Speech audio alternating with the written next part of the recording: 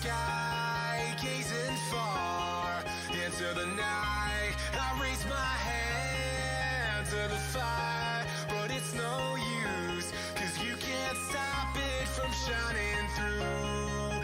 It's true, baby, let the light shine through. If you believe it's true, baby, won't you let the light shine through for you?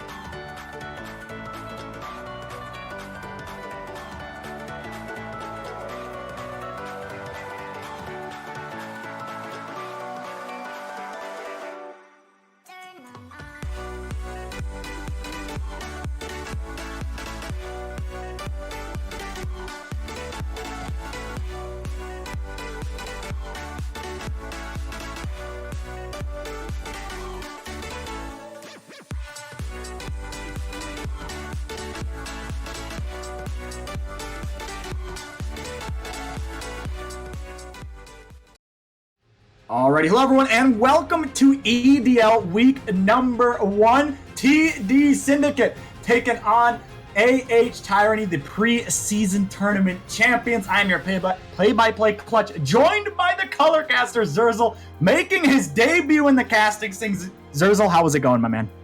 It's going great, Cole. I guess I have to call you Clutch because we're both Cole.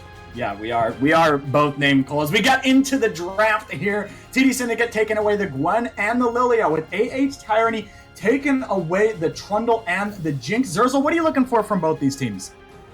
I'm just looking for good macro play. Hopefully no solo kills, but that's going to happen most likely. We'll see who plays more objective focused, because I think that will be the key to winning here. Yeah, we'll have to see which team will play more objectively focused. TD Syndicate now with that first pick. Lots of strong options still available. Obviously, I talked about in the pregame show of Super Square 04, their jungler. Definitely want to see what he's going to be playing, and they already pick him, going to be going on that Hecarim, which is a strong pick here. And AH Tyranny will have to see what they're going to respond with. Obviously, something like the Xin Zhao is still open, the Viego, lots of picks still open for AH Tyranny. I know their jungler is a big Hecarim player. We saw him play it in the tournament, as now we see the Jhin locked in for the side of AH Tyranny. So Zurzel, what do you think the jungler pick should be here for the side of AH Tyranny? Most likely what you already mentioned. Xin Zhao is good here. Trundle's banned, which would also not be too bad of a pick. Pretty much any jungler that's also good at just fighting 1v1 early on or ganking. Alright, yeah, we're gonna have to see what will be picked as they go with the Jhin Leona bot lane for the side of AH Tyranny. So looking to play very aggressive in this one. Zeri is open, and Zeri, is enabled. So maybe TD Syndicate, they elect to pick a Zeri here. We'll have to see. Support still available in TD Syndicate. I think they're going to be going with a dive comp with what they're kind of, with the Hecarim first pick, most likely what they're going to be locking in. 5 seconds left. We'll have to see what the pick here is going to be. And they pick the Rat. They pick the Twitch. Zurzel, what's your thoughts on this Twitch pick? I don't think it's too bad. I think it is going to be a little tricky to survive lane versus Jhin Leona, just due to his low mobility. Maybe they'll pick him like a Lulu or something, give him the survivability and damage in lane, and later on they could also give him a Yuumi, pretty much any enchanter, or Nautilus for Peel. That should work out. Yeah, it's also good for dive. Mm-hmm. Yeah, Nautilus going to be picked up, and that's good with the Hecarim. Obviously, you have the Unstoppable Onslaught going through with the Nautilus ultimate, going to be doing work for the side of TD Syndicate. But AH Tyranny, they say, all right, you want to play aggressive, we can play aggressive also, with that Jarvan going to be locked in. So for both these teams, their soul laners are still yet to be picked, so we're going to see bans towards those, I would assume. Zurzel, what kind of picks are you looking for the side of AH Tyranny and TD Syndicate in the mid lane? Right now, it's pretty much going to have to be AP mid lane or AP top lane for both teams, as they're both pretty heavy on physical damage right now. I do see that one team does play Gwen top, so that might be an option. See if it goes through. The Talon mid got banned for TD Syndicate, so that's not going to be an option on the table. But I do think both teams do need some more damage in one of those lanes.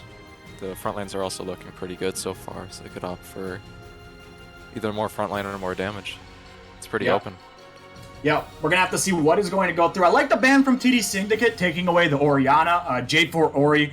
Very strong in silver. You get locked in that Cataclysm. Here comes the Shockwave, and your HP bar is deleted. Veigar also going to be banned away. Very strong right now, especially with the Jarvan Cataclysm. Can put the Baby Cage down too, and they're basically stuck in there no matter what. So we'll have to see what AH Tyranny is going to pick here. Victor, Corki, these mid laners that are very strong. And as now we see the Victor going to be hovered and locked in. Victor going to be the mid lane choice for Langmo on the side of AH Tyranny. Been around the silver scene for a very long time. Been very good in the mid lane, very stable. As we see the Syndra going to be the answer to that Victor. Zurzel, which comp are you favoring so far? Right now I do think AH Tyranny's comp is pretty synergistic with each other. The Jhin Leona lane is really good, as well as the J4 Cataclysm into Victor's Gravity Cage is pretty good. We are going to see Mundo, maybe. Yeah, Mundo. So they actually have a massive front line, which Victor's going to struggle to break through early on. Jin's going to have to pick up an early LDR. Yeah. And we'll see if they draft something else like a Gwen. Maybe that'll go through. Yeah, we're going to Something have with to Tank see. Tread. We're gonna have to see, as I mean, Jin does struggle against those tanks. As now we see the Fiora going to be locked in for AH Tyranny, so they're gonna be playing possibly this 1-4. Obviously, Fiora does do pretty well into the Mundo, so I mean, Silver Fiora, we'll have to see how it's going to go for the side of AH Tyranny. I think they have the team to pull it off, so definitely gonna be looking forward to that pick. Zerzel, what do you think about the Fiora pick? I think Fiora is one of the pretty valid options into a Blind Mundo pick. It's pretty much just any champion that does percent max health damage. So Fiora, Set, Gwen, all those are pretty good picks into Mundo. The only thing you have to watch out for is, of course, his ultimate, so you're going to want some Grievous Wounds pretty early. Yep, definitely need to watch out for that Mundo ultimate. Lots of healing will be coming through. So, Zerzel, we like to, before we head to a short break, we usually like to predict which team you think is going to win, just based off of comp alone. Which team are you going to be favoring in this one, Zerzel? Who's got your game 1 vote? It's going to have to be AH Tyranny just off their comp. They have a lot of synergy compared to TD Syndicates, which I think they have a massive front line. They've got the damage to back it up on Twitch and Syndra. But it really depends if they can peel for their Twitch and Syndra against a J4, Leona, Fiora, and the Victor Jhin damage from super far away, which I think is going to be really challenging. Yeah, and I'll play devil's advocate. I'll go for TD Syndicate. They've got that huge dive comp. Going to be diving on to the Jhin, onto that Victor. Jhin obviously does struggle against tanks. Can't really shred them as much as like a Twitch would. But one thing, obviously Twitch coming out, you don't really see that a ton, and he has to have a lot of confidence to pick this one. So I'm definitely going to be looking forward to TD Syndicate. They have my vote. I like the Twitch pick. I want to see how spicy it's going to be. How good is he going to do on this one? We're going to do a short break, but when we come back, game number 1, TD Syndicate versus AH Tyranny. Don't go anywhere.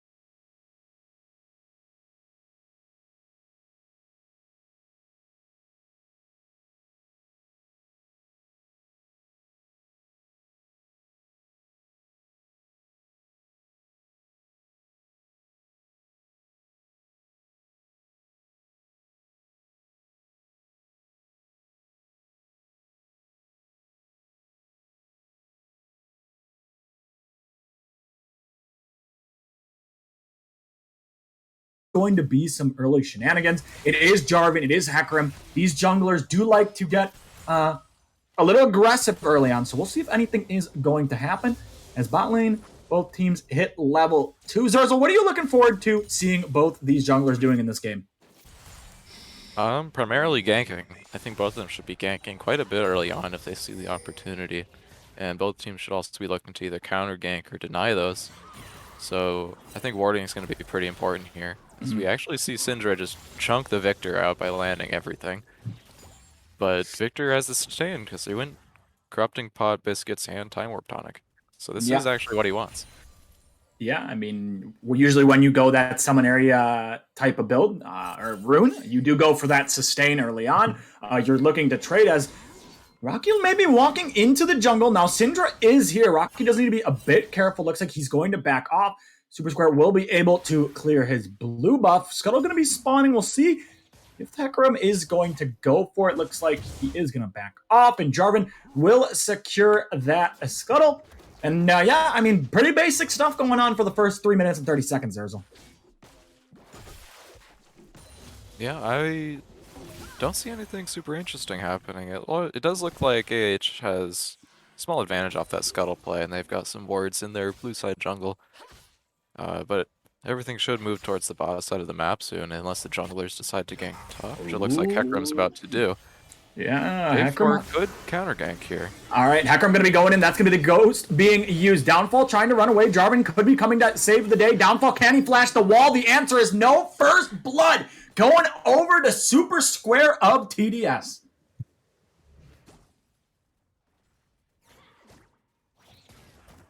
Just a little bit of a misplay from the Fiora. She didn't have a ward down, so she had no idea that the Hecarim was coming. And the flash was just a little too late. She wasn't able to get to the wall in time. And Jarvan wasn't close enough to counter gank. Yeah, it was a nice play from Super Square in the top lane, finding that first blood on a Downfall, burns the TP as now looks like Rocky, it's his turn to come into the top lane. Sir Arctic, will he be able to get out? He flashes out. Downfall going to get the kill, and the kill is returned. Kill goes over to AH Tyranny. That was actually a pretty good gank. They got his flash, they got the kill without using any of their flashes, and the Fiora is going to be able to shove the wave, it looks like, and they're going to burn the Mundo's TP. But Jarvan's looking to invade their blue side, but there's nothing there. Maybe he'll just opt to put a ward down as he doesn't actually have sweepers.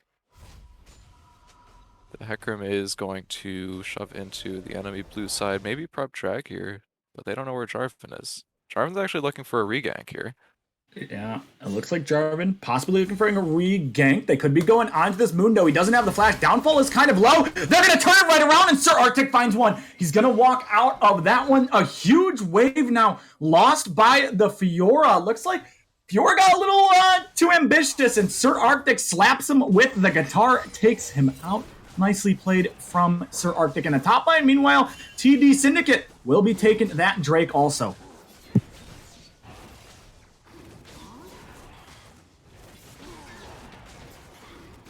Yeah, that's going to be a pretty big punish from the Mundo. The Fiora took a lot of damage from the minions. The Jarvan did miss its EQ, so the Mundo was able to turn that around, get a kill, and walk out. I do think the Dragon is really important there, as Soul is going to be pretty crucial here. In terms of itemization, the Fiora already has a Sheen, so that's a lot of damage pretty early. And we're going to see Noon Quiver on Twitch. Pretty sizable CS lead from the Jhin here. And surprisingly pretty even CS in the top lane, considering the Fiora lost like 3 waves under tower there. Yeah, I mean, unfortunately for Fiora, did lose that, huge wave of casters. As now we see in the mid lane, Leona possibly looking for a play here. Super Square is clearing the Raptors, so if anything does happen, he will be able to show up. Jarvan going to the top side. TDS has an early 600 gold lead. We'll have to see what they're able to do with this one. All the action has actually happened in the top lane, so maybe they're just going to keep going back to the top lane. Bot lane, it's just, hang out, farm, scale, as Fiora does take some damage. Next Drake going to be the Mountain Drake in this game. And, it looks like also that Agent C6 on the Twitch, he is really trying to use his stealth and try to show up and make a play happen. Twitch shenanigans where you go in business in the top side. Sir Arctic going to miss his Q. I'm going to walk out of that one. Maybe if it landed, he would have kept going, but he's going to walk out of that one. Jarvan and Hecarim back on this top side. Potentially another play going to happen. Is now Super Square going to be running maybe, but it looks like he's just going to back.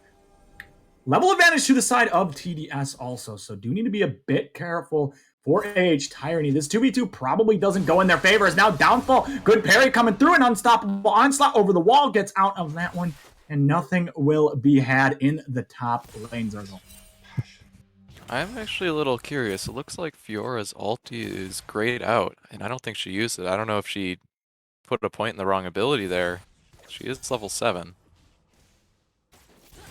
Maybe, leveled up the W accident or something. Who knows? It's the tech, all right? That is a lot of damage she's missing out on there, but it is fine in the end.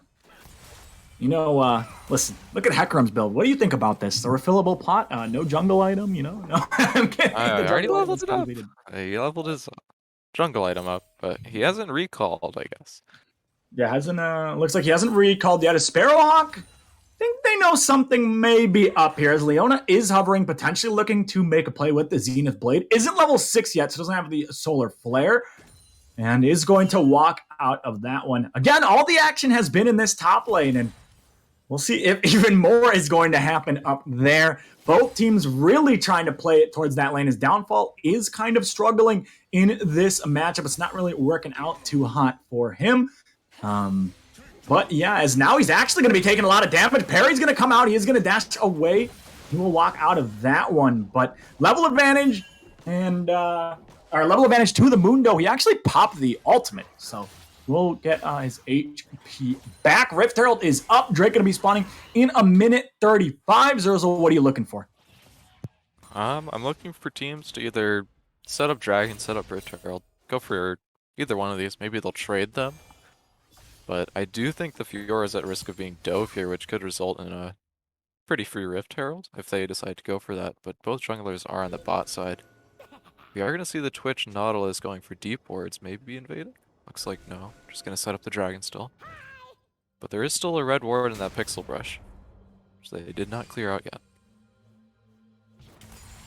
Yeah, they have a good vision on the bot side, the side of TD Syndicate, and we see Jarvan now going to be spotted out on the ward, maybe looking onto Leona as the hook is going to miss. Bickle going to be taking a lot of damage. Super Square running forward. That's going to be the flag and drag flashed over. Rhymes is in the Cataclysm. Bickle taking damage. Now the curtain fall is going to be coming down. Rhymes finds one. Now looking on the Rocky is Super Square. He'll find the kill. Agency 6 picks it up. Langmo now stuck. Spray and pray going to be coming out of Agency 6. Flashes forward. He won't be able to find the kill. The poison isn't enough. Now, Raining Wolves with the 4-shot walks forward, but you're walking into a Syndra. He has the ultimate, shoots it down. Not enough for the side of TD. Syndicate kills now 4-2 for the side of TD.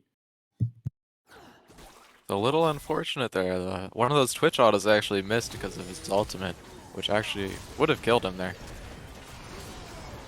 But other than that, pretty well played. Yeah, as we look at the replay, I mean, Agency 6 was able to open up with the spray and pray and almost found Lenmo. That last auto, unfortunately, spray and pray, you can dodge the auto attacks. Like, you can dodge the ult. And that last auto did not land. And if it did, that would have been a kill on the Langmo. But regardless, really well played from TD Syndicate and their vision in the bot side of the map. We're able to make that a play. So, very good team play from them and now have themselves a 1.3k lead. Yeah, ideally they'll look to accelerate this lead off either taking this Rift Herald or Dragon. They got their resets off, they got their buys.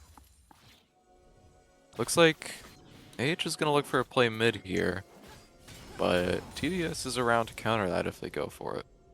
Yes, Drake is now spawning. We'll see if another 4v or 5v5 is going to break out. Maybe a team fight happens. Both top laners do have TP. Now remember, Unleashed Teleport is not up, so they would have to TP to a tower. Looks like they are starting to collapse. Watch Agent C6. He has the spray and pray, but is spotted out by that control ward of AH Tyranny. Good vision. They actually have almost complete vision control of the river. Now they're going to be walking into this one. Twitch still on the bottom side. We'll have to see. Super Square has that ultimate. Who is he looking for? It looks like he's going to be running forward. He has a good ult potentially into that choke as now Rhyme's going to be walking forward. That's going to be the ult going down. Now we're going to see the dive coming through. Rocky going to be going back in. That's going to be the Cataclysm. Unstoppable Onslaught will come through. Looks like it's a 1-for-1. Watch the spray and pray. Agency 6 is opening fire, but he's going to get stunned. And Jin with the triple. Jin with the quadra kill coming through. Raining Wolves making an impact. Yeah, the Jin was just able to rain down damage from so far away. Twitch didn't have enough damage yet to burst him down while he was immobilized. So they were able to just clean that fight up after Hecarim went down. It did look like the Syndra wasn't able to do much that fight. I don't know if she missed her QE. Ooh, in the top side, the ult going to be used. Downfall looking for the solo kill. He is very low. He needs to get that last vital, and he will be able to get it. Healing coming through. Sir Arctic, will he be able to find the kill? That's a dash coming through. Downfall taking a lot of damage. Flashes away. Red buff is ticking, and he will burn. Sir Arctic with a solo kill. Not the red buff. It's the Aegis coming through, and he will pick up that one. 2-1-1 on the Mundo. Yeah, Sunfire Aegis on the tanks does so much damage. It's going to be really hard to kill this Mundo without Grievous Wounds or Divine Sunderer at this point.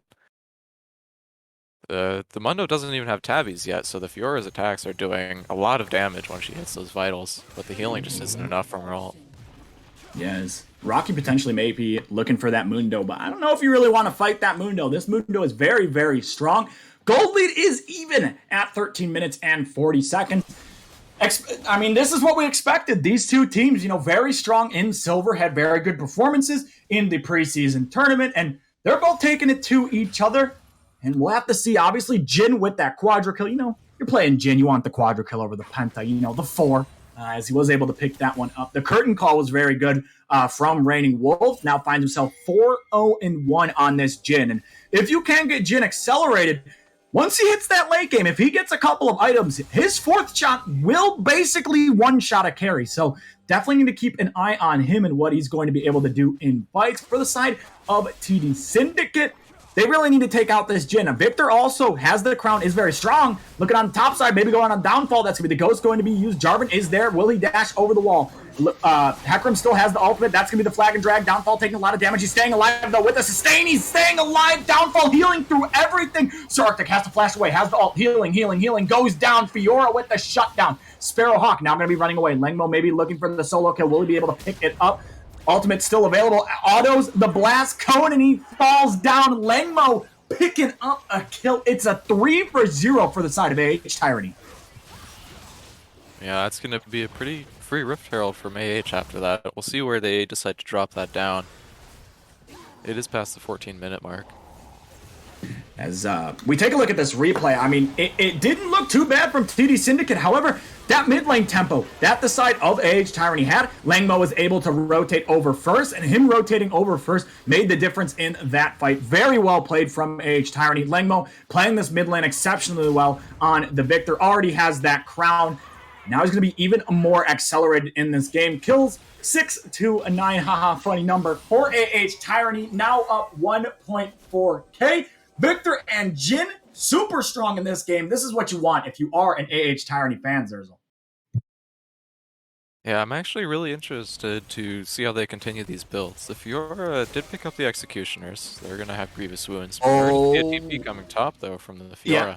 Fiora going to be TPing in the top lane. Will they be able to kill? That's Sir Arctic. Maybe looking for the solo kill. Flash has to be burned. Parry comes out. Now, what can Sir Arctic do? He's a Mundo with the ukulele. Will he be able to take down 2? He's going to be running away. Downfall. Looking for the solo kill. That's going to be the ultimate being used. Sir Arctic also will use that ult. Can't get the vitals from Downfall. He will find 2. Can't find the other 2. And it looks like Mundo will walk away. Stays alive. TP burn for the side of AH Tyranny. However, looks like the Rift Herald will be going down in the top lane, Zerzel.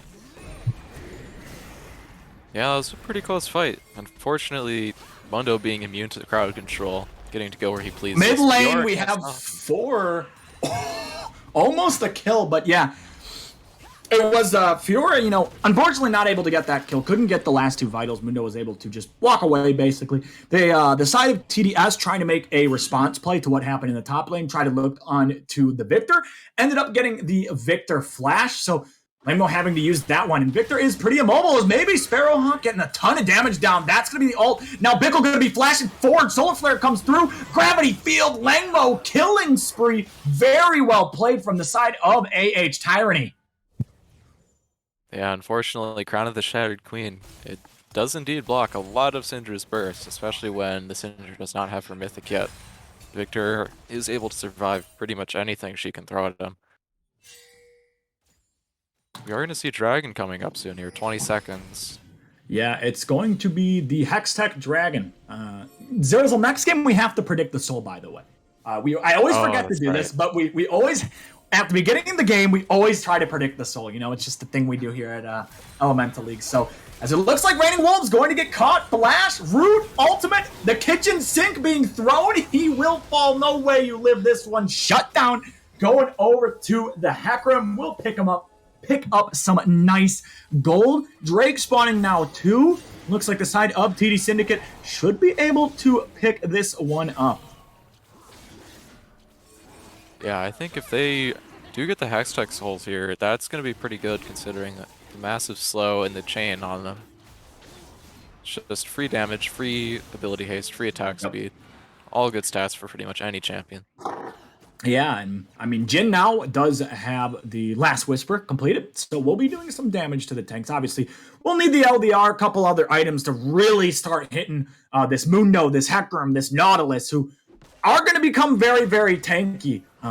However, they do have the Victor, as maybe they're looking for a play on him. He still does not have that flash from earlier when the side of TD Syndicate made that play in the mid lane. Gold, it's a 400 lead for AH Tyrant. We are 20 minutes in. And the gold is basically even, as in the top side, we didn't even need to see what happened because Fiora does fall to the Mundo. Sir Arctic with the solo bolo. Gold's now even, Zerzel. Now it's ahead. That Quadra kill it's gone now. Doesn't matter.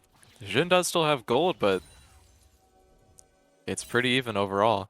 That massive gold lead it's just gone.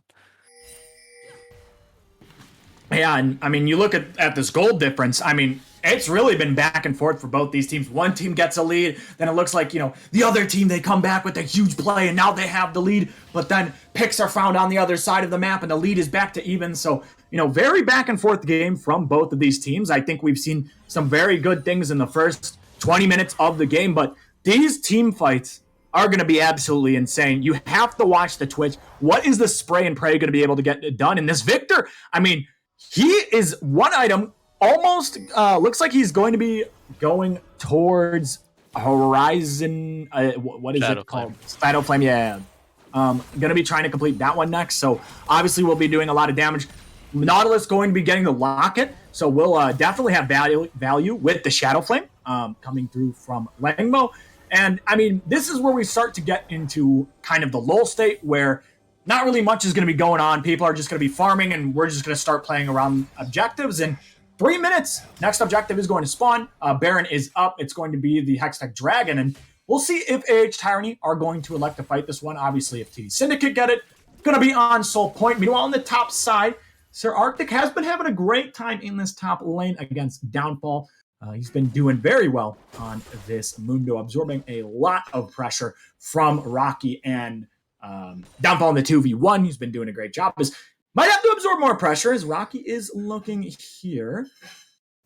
Looks like Sir Arctic just doesn't care. He is going to walk up and he says, all right, I'm Mundo. I go where I please. You cannot kill me. So Zerzel, next 2 minutes, what are you looking for both these teams to do in the next 2 minutes? Ideally just set up vision, but it looks like the Jhin ulti is going down. Nautilus should just be able to block all of this. Yeah, I Raining Wolves, he was attempting to kill the Twitch, who was very low, and obviously if the fourth shot of the curtain call hits, I mean, that is probably a kill, as maybe we see a fight. Rhyme's going to be going in onto Bickle. Agency 6 is going invis, but a little bit of skirmishing. Both teams not really finding any kills. 1:43 until that dragon is going to spawn. So we'll have to see what both these teams are going to do to set up. Obviously, Baron is still on the table, so that is something that could happen. I highly doubt it will before this dragon spawns. Again, probably just going to be the lull state, pushing the waves, and setting up for the objective. Zerzel, if you are AH Tyranny in this game, what do you need to do to win these team fights?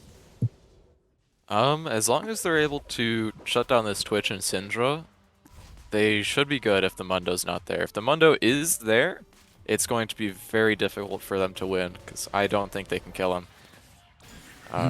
They're going to need to have this J4 and Leona just dive their backline or either peel. It's one or the other. If they split, they're not going to win the fight.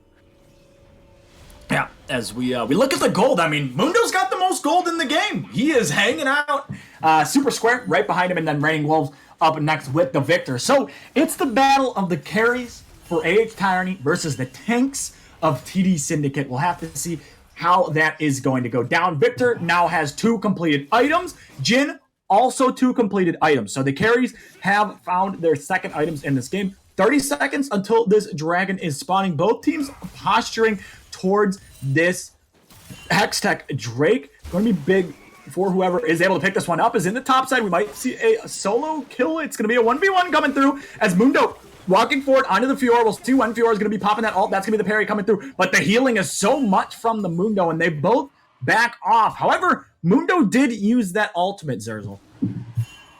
I'm actually a little interested on the Anathemas. Are we able to check if he put it on the Fiora here, or if he's putting it on the Jhin?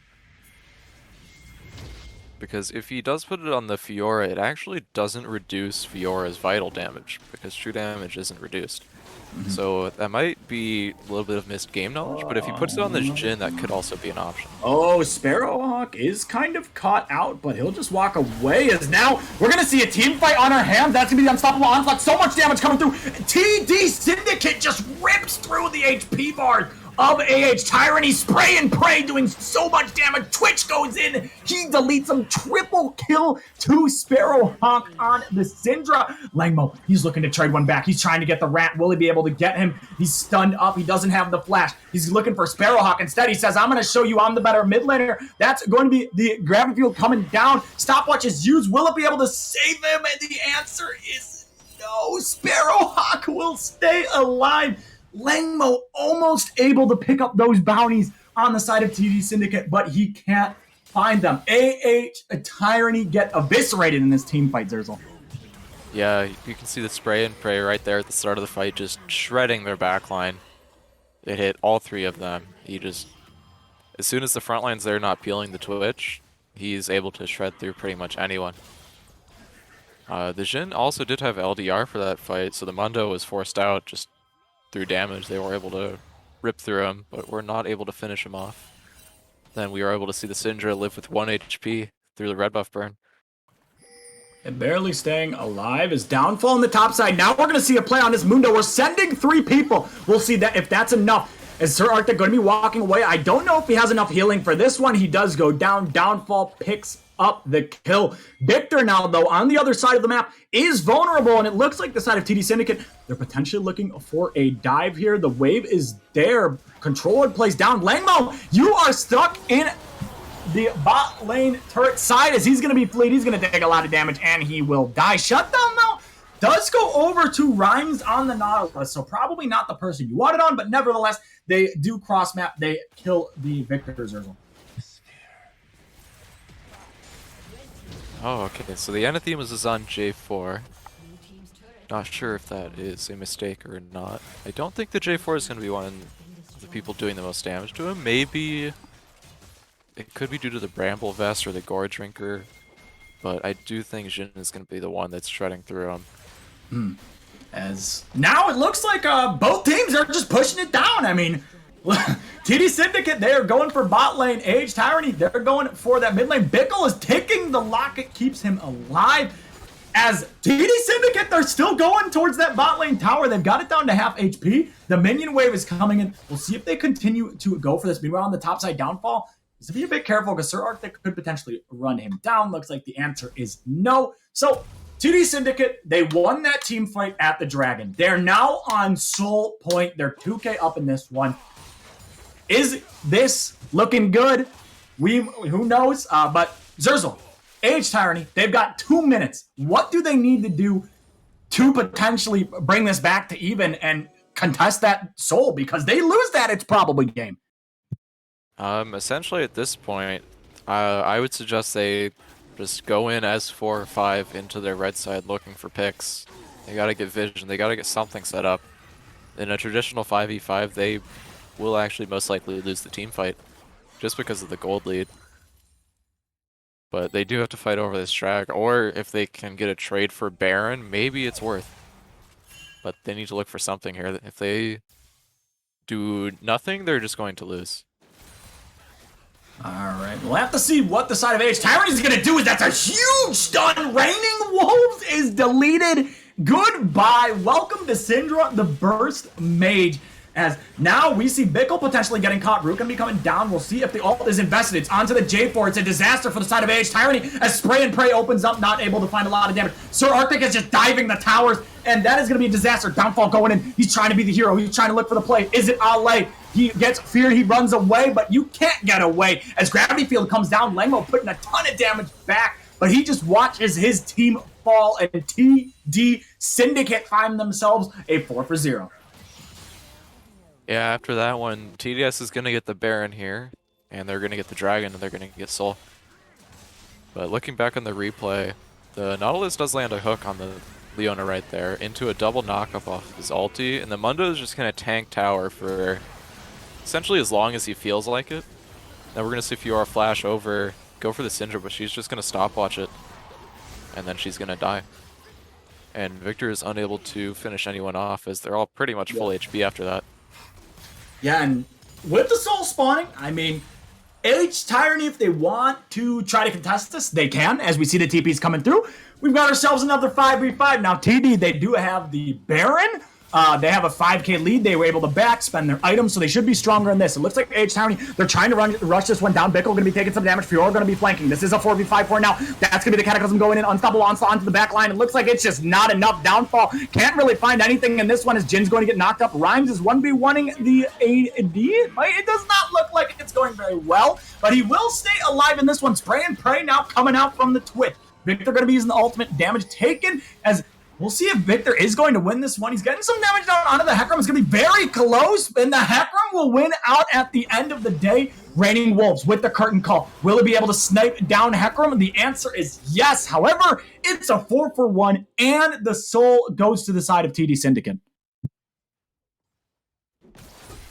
Yeah, it looks like, I mean, they just have the damage. They have a massive damage advantage here. Mundo's way ahead. It's going to be really hard for them to win these fights.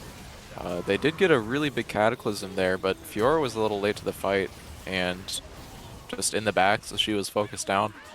But Nautilus did tank a lot of damage 1v1ing their backline, or 1v2ing I should say. And then Hecarim was able to kill Victor here, because Victor used all of his cooldowns. Just barely though, but you know, Chem tank's overpowered, so. Chem tank is OP, says Zerzel. But one thing I do want to point out is obviously you pick the Fiora to beat the Mundo, play that side lane, you're playing that 4-1. But when it comes to straight team fights, obviously Mundo most likely is just going to put in more work. Now, if AH Tyranny were able to play through that Fiora, got the Fiora fed, it could have been a different story in this game. But unfortunately it did not go their way. And now TD Syndicate, they are uber accelerated. It's 31 minutes in. They're looking to take these towers as stun comes through on Raining Wolves, and he loses 1/3 of his HP from one Syndra Orb, so that does a lot of damage. And unfortunately for the side of AH Tyranny, if you get behind with that Fiora kind of just becomes a little useless, can't really do too much. I mean, you could try to play through the split, but it's pretty hard, as now maybe they're looking for this Mundo, as Langmo is just running him down. That's going to be the ult being burned. However, in the mid lane, we've got a fight on our hands. Rhyme's going to be going in. That's going to be the ult going to be burned. Unstoppable Onslaught onto the back line. Now watch the Spray and Praise. It does so much damage. Agent C6. He will get a double. Will he get the triple? The answer is yes. There is 2 left. Will they try to get him the Penta? The tower is being shot down from the side of TD Syndicate. Looks like just the triple kill is going to be going over to Agent C6 on this Twitch. 9, 1, and 10. TD Syndicate, they take the mid inhib. Now they're going to the top side. Should be able to pick that one up. But really well played from the side of TD Syndicate, Zergle. Yeah, as soon as they see those two show up top lane, they're just going to pull the trigger and fight a 4v3 under the tower. And that's going to be 2 inhibs for them. So they're going to be able to use that to pressure. Hopefully look for the triple inhib, as there's no objectives to go for yet.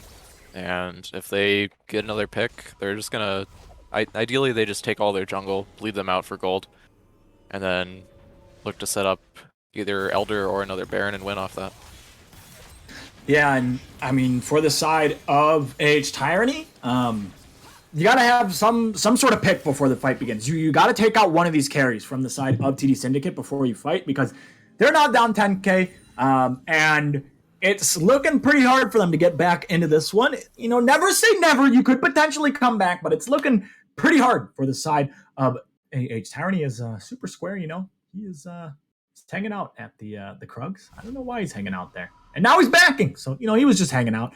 He is secret agent hiding in the jungle, didn't even get spotted out, and now looks like from the side of TD Syndicate, they are going to be grouping in that bot lane, looking to end this one. Zerzo, if you are AH Tyranny, right, this game most likely is over.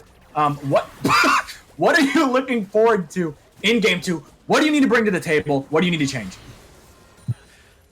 Ideally, I think Set would have been a lot better here instead of Fiora, just because he has a much better team fight, but that's just very situational into the Mundo specifically. In terms of, I guess, macro play, I think they should, with this comp, ideally look to scale a little more than fight early. All right, well, I'm going to have to interrupt you as the fleet comes out. Jhin taking a ton of damage, and they're just getting absolutely deleted off of Summoner's Rift. Sir Arctic's just diving the towers. It's a double. It's another triple. And Downfall watches his Nexus eventually fall. He's even going to get ulted. Nice parry coming through, but there's not really much you can do in this one. He does flash away, though, so maybe he will actually stay alive. But it's going to be very hard for him to stop this one from ending. Going to be taking him out. Syndra will pick up the kill. 12, 1, and 11 for Agent C6. That is going to be the game. TD Syndicate take game number 1 over AH Tyranny. Now have themselves a 1-0 lead in the series, Urzel. Yeah, it's going to be game 1, ending with almost a 15k gold lead. Pretty good finish. They were able to get their advantage, take inhibs, pressure. We're going to see really good graphs. They're very correct. detailed, okay. Good damage from the Mundo. Yeah. Oh, I like these champions. I remember that. Yeah, they came out yesterday. I thought that champion wasn't allowed.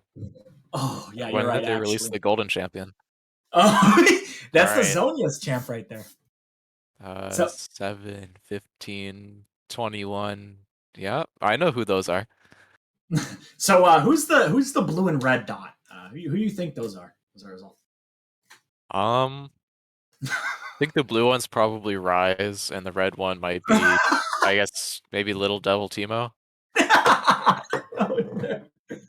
Well, TD Syndicate, they take game number 1. It was looking pretty close for a while, but they just were able to end that one, find themselves a 1-0 lead in this. AH Tyranny, though, they're going to be coming back in game number 2. Going to be looking to definitely take, potentially force a game number 3. We're going to go to a short break, but when we come back, game number 2 between TD Syndicate and AH Tyranny. Don't go anywhere.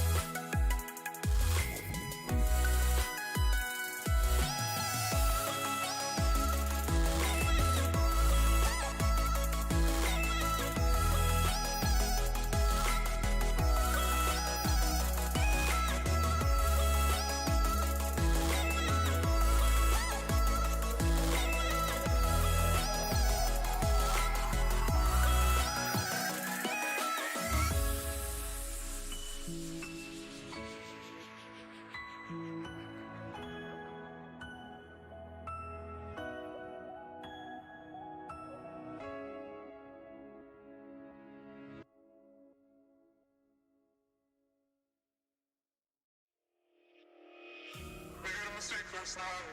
Maybe I can make it right. Slide down closer, baby. We can talk about it. No need to be mad.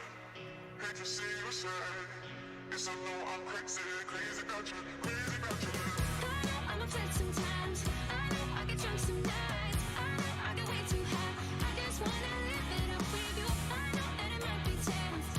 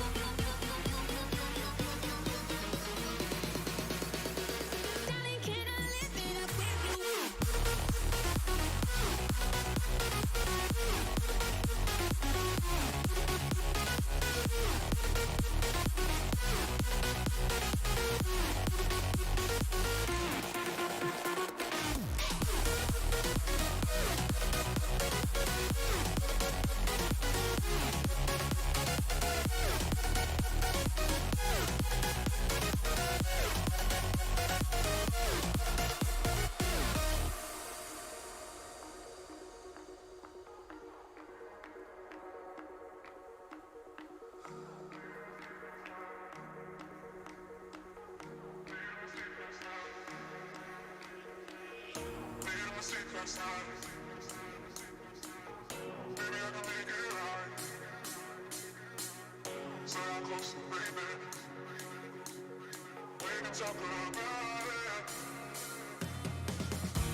a mistake last night.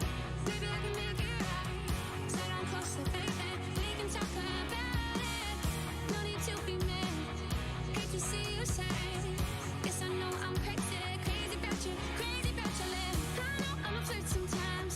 I know I get drunk some nights. I know I get way too high. I just wanna live it up with you. I know I don't be tense. I know when you've had enough. It's just how I show my love. Johnny, can I live it up with you?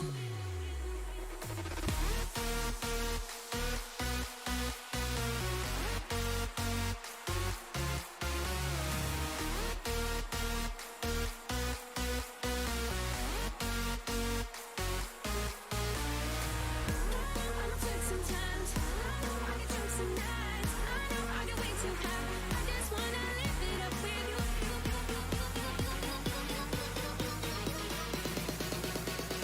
Darling, can I live it up with you?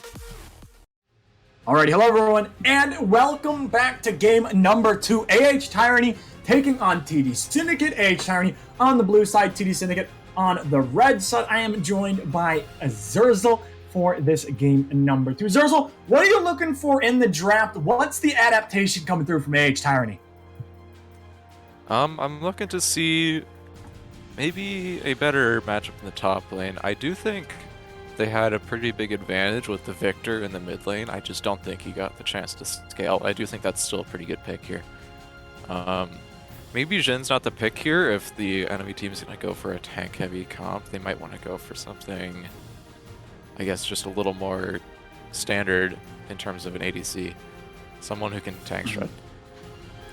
Yeah, well, we'll have to see. I mean, obviously, you know, we see 3 tanks just banned away from AH Tyranny. Trundle, Mordekaiser, and the Mundo Janna now banned. So every ADC is open now. The Jinx, very strong. Zeri, very strong. And AH Tyranny this time, their jungler is a huge Hecarim player. Now he's going to get his Hecarim. We saw this from AH Tyranny, that this is their bread and butter. They love the Hecarim in the jungle. It's how they win most of their games. They have picked it up here. Now TD Syndicate, they elect for the Amumu. So both these teams already going for team fight compositions. We'll have to see what TD Syndicate will round this one out for, what they're going to be picking next. Obviously, still a bunch of strong AD picks left open. Could potentially go for like the Leona, the Nautilus, could go for some more Engage, because I'm assuming both these teams are just going to say, hey, you know what? We're going to play for team fight. We'll have to see what is going to happen, as the pick is going to be the Syndra coming through from TD Syndicate, Zurzel. Yeah, maybe we'll see Victor here again. I don't know if he has an answer to Syndra specifically. I would assume they picked their mid laner here, but I am curious what else they'll pick. Maybe they'll go for ADC or support. Just looking at their mid laners, I do see a little bit of LeBlanc, I think, or Zillion. Zillion is actually really good in this matchup because he matches her in range, and he has the movement speed on his E that he can either give to himself to dodge everything, or put on her to make her unable to dodge. And then combining that with his ulti, which just completely counters hers. So I think this is a really good matchup for Zillion. Yeah, and one thing I will say is that Hecarim Zillion is absolutely disgusting. It is so much fun to play. Is now the Jinx going to be picked up for AH Tyranny. Zillion is a flex. It can go mid, it could go support, it could even go top lane. You never know what is going to come out when you do pick that Zillion. I really like the pick from AH Tyranny. I think it is an exceptional pick here, like you said, Zurzel. We'll have to see what TD Syndicate now is going to elect. With that Jinx taken, it's going to be very interesting to see the ADC pick, because if they don't pick AD here, which they don't, they go for the Orange, so more team fight. AD pool could potentially get pinched down from TD Syndicate. Now, they did play Twitch last game, so we never know what this guy's going to be pulling out, Zurzel. Yeah, I think Zillion here is actually just a really good pick. They do have the Jinx this time, so they will be able to shred through these tanks, Amumu and Ornn. I am a little interested. She may go Gale Force, but Kraken Slayer is also a really good option here, just to help tank shred. But Gale Force, you can still just build an LDR, and that'll work too. But Zilean being able to give this Jinx move speed to Kite is going to kind of remove that need for Jinx to get that first kill. Yeah, I mean, definitely going to be looking forward to see that Jinx, that Zilean in this game. Age Tyranny. Now, one thing that isn't banned, if they really want to get a little spicy, put that Zilean support, lock in that Veigar mid, because that could be absolutely nuts with the Hecarim. And all the engage from TD Syndicate, the Amumu, the Ornn, you get something like the Veigar in there, that just absolutely destroys all your engage with that cage. So we'll see. Maybe, you know, that Zilean might not be going to the mid lane. I'm assuming it probably is going to be going to the mid lane, but you never know what you're going to see as the Maokai Morgana ban from TD Syndicate. Don't want to see Age Tyranny locking that one in. And Nautilus, Twitch will be taken away. So TD Syndicate, we'll have to see what they've got in their bag of tricks. Obviously, AD support still left open for them. Zurzel, what are you looking forward to? What kind of ADC you think could work well with TD Syndicate's comp right now? I'm not entirely sure just yet. I think a Xayah might be good here. Just to dodge that Hecarim ult. It's just she has self-peel. I think that's really, really good. And she also has burst, so she can fight in lane against his Jinx. I actually would like to see the Zilean flex support with the Veigar, like you said, because I think once you do that, it cancels Ornn E, it cancels Amumu Q, it cancels all of their engage so far. Yep. Oh, Gnar going to be picked up. Okay, well, we see the Gnar. Will this be Zilean support or Zilean mid? Will the Veigar come out from Age Tyranny? I'm telling you, it is a turbo pick if they pick this here. But we'll have to see. I mean, it could be that Zilean mid, and now they pick their support. Something like the Braum wouldn't be very bad here either. Stop the Ornn ult from coming in. Now the side of TD Syndicate have one less engage option. So we'll see what they are going to pick for themselves, as they are going to pick the Galio instead of Hecarim. Galio, very, very strong. Hecarim dives in. Galio goes, all right, I'm just going to slam down on whoever you dive. So dive comp coming through from AH Tyranny. I like what they got going for themselves. For the side of TD Syndicate, what are they going to be picking support? Is it going to be the Rakan? Is it going to be, who knows what else? Leona? Like, there's a lot of options here, as the Rakan is now going to be locked in. So Zurzel, you look at these two comps, break it down. How are these teams looking to play? I think in terms of Age Tyranny's comp, they have really good dive. They've got Hecarim ulti, they've got Gnar ulti, they've got Galio ulti. Once they get onto their backline, it's going to be really hard to get them out. They've got Zilean speed ups, they've got Galio taunt, they've got Gnar ulti. They just have so much to stick to their backline and get rid of it that I don't think Ornn, Rakan, and Amumu are going to be able to stop that, while Jinx is just raining down damage from a mile away. I do think it is a little tricky with the Syndra E being able to just push some people away, but once it's down for around 10 seconds, which is really long. And then once Xayah ulti is done, it's also gone. Those are like really just one-time use things for a fight, because once they're on you, it's over. So I think Age Tyranny's winning, is what I'm getting at. Okay, so you're putting your money on Age Tyranny forcing a game 3, Zurzel. Is that correct? Yeah, I gotta stick with my first choice. All right. Well, I'm going to be joining you because I think Age Tyranny, they've got an amazing team comp. Everyone's on theme. They all want to go in. They all want to dive. We'll see how it's going to go, though, because TD Syndicate, they did take game number 1. So maybe, never know what's going to happen. Maybe this is their bread and butter. We just maybe don't know. We're going to go to a short break, though. When we come back, game number 2, AH Tyranny taking on TD Syndicate. We'll see you guys there.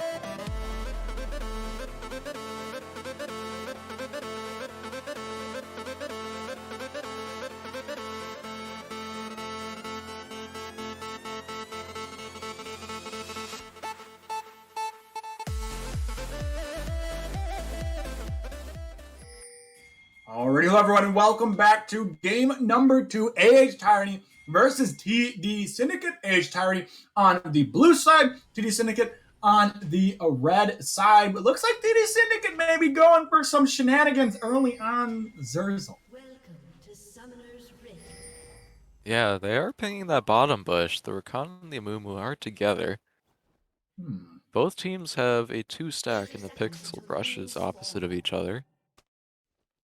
See if anything happens, but while we wait, I do want to go over some itemization here. The Syndra is opting for a Corrupting Pot this game. It's actually just really good for early trading. But she did go Electrocute again, no Airy. I can't tell if she went Inspiration secondary, maybe went Time Warp Tonic, which is also pretty nice for laning. I do know that the Zilean did. He went Airy, Corrupting Pot, Time Warp Tonic, Biscuits. So he's going to have actually surprisingly good trading for being a support champion. In the jungle, Phase Rush, Ghost, Hecarim, pretty normal. Conquer on Amumu, I've been seeing that a lot more. It gives him pretty good damage just because he stacks it super fast. We're going to see long swords from both ADCs. The Jinx is actually starting refillable, so she's going to have a little less sustain, but it's a little more economic. And then top lane, the Nar's got that D-Blade for extra poke.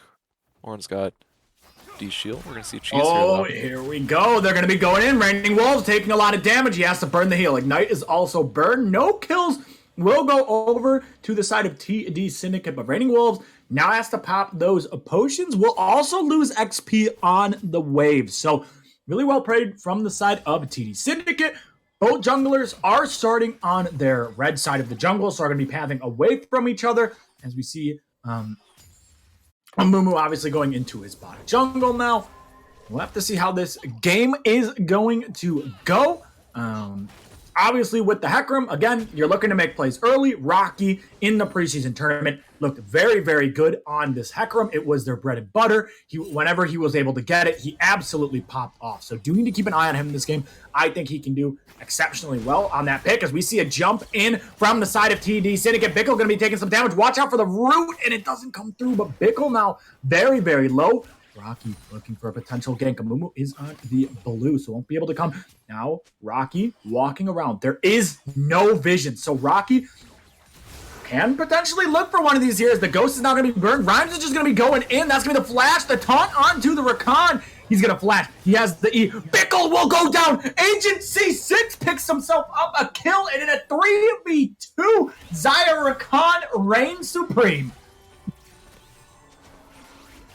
Yeah, the Jinx and Galio's health bars were just a little too low there to go for the fight. Oh. Hecarim did have a good flank. He's looking again. I don't know if you want to come back. Yeah, I think that first one was a sign of what's about to happen if they do it again.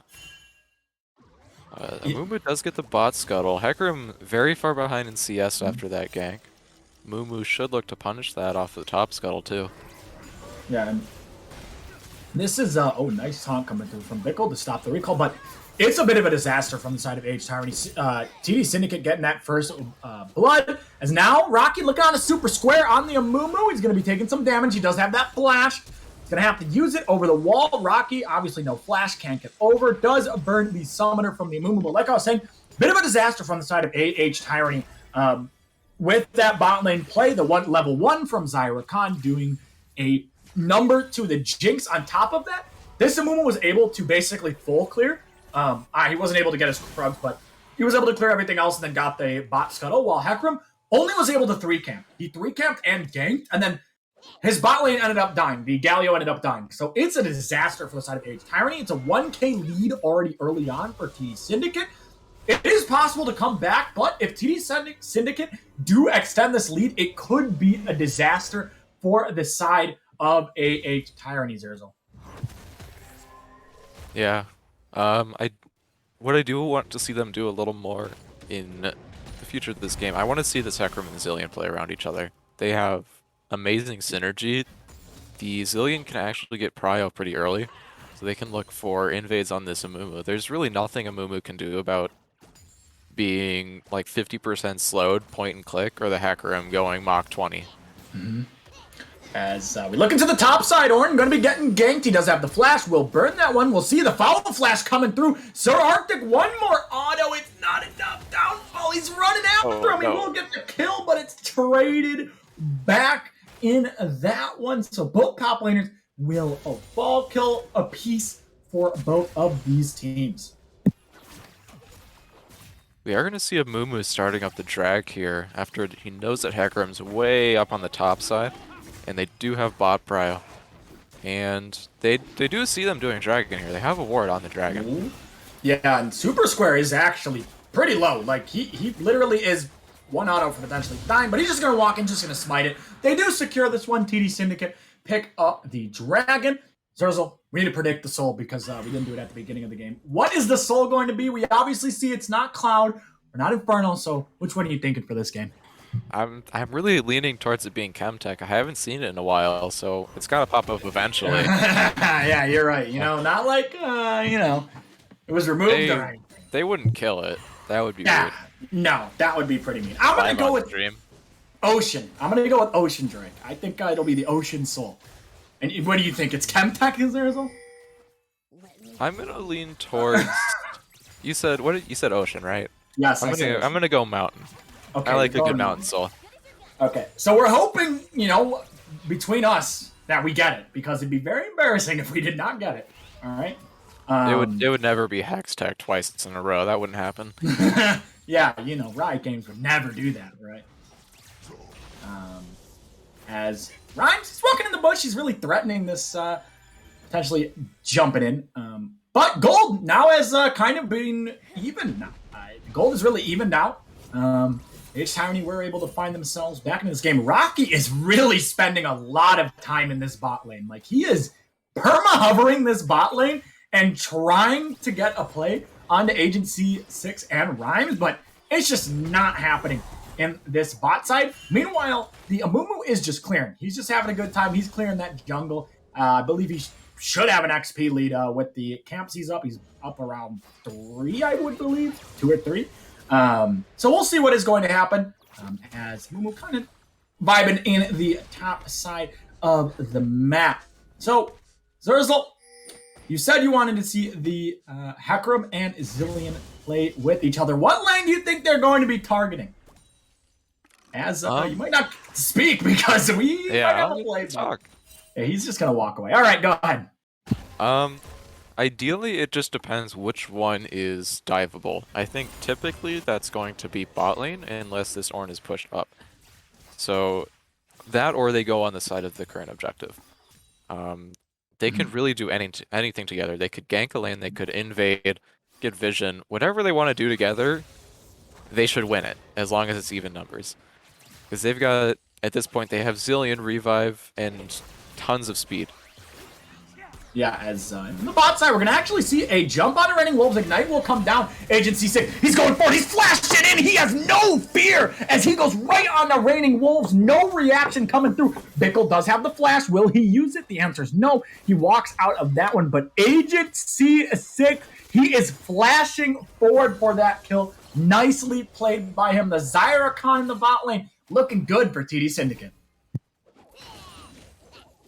Yeah, it's just going to be a lot of damage coming out from the Xayah E, especially with all those feathers stacked up in the flash, making sure that they can't dodge it. We are going to see the Gnar just continuing to poke at this Ornn, but he's taking pretty much no damage, surprisingly, without Abby's. It's Ornn diff. Sir Arctic, hey, did pretty good on the Mundo last game, and maybe he's just a tank player that just ends up playing tank, and then he's like, and I'm going to solo kill you. Maybe he's just that type of player. But with the Rift Herald now spawned, TD Syndicate are ahead in this game. We'll see if they are going to use that lead to pick up the Rift Herald and try to extend this one. Meanwhile, in the mid lane, pretty even for both of these teams. As it was pretty much last game, I think both the mids were pretty even until Langmo obviously was able to find that play at the Rift Herald and get some kills. Then it really ballooned into his favor. So we'll see if something like that does happen again. But Zurzel, if you are Abyssal and you are trying to come back into this game, you know, who are you targeting? You got to go somewhere. You said that, Grimzillion. You have to pick something as in the top side. Maybe this is what you go for. As Downfall looking for the solo kill. Flash comes out, and now Ornn has no flash, has to back. Maybe they try to punish him, but it looks like Hecarim is on the bottom side of the map. Zerzel. Yeah, it looks like both teams are eyeing the dragon right now. AH does have vision control at the moment, but TDS has Scuttlecrab and priority in their lanes. Gnar has TP and Ornn does, though it isn't unleashed. We've got a 3-man invade going on. They spot the Hecarim.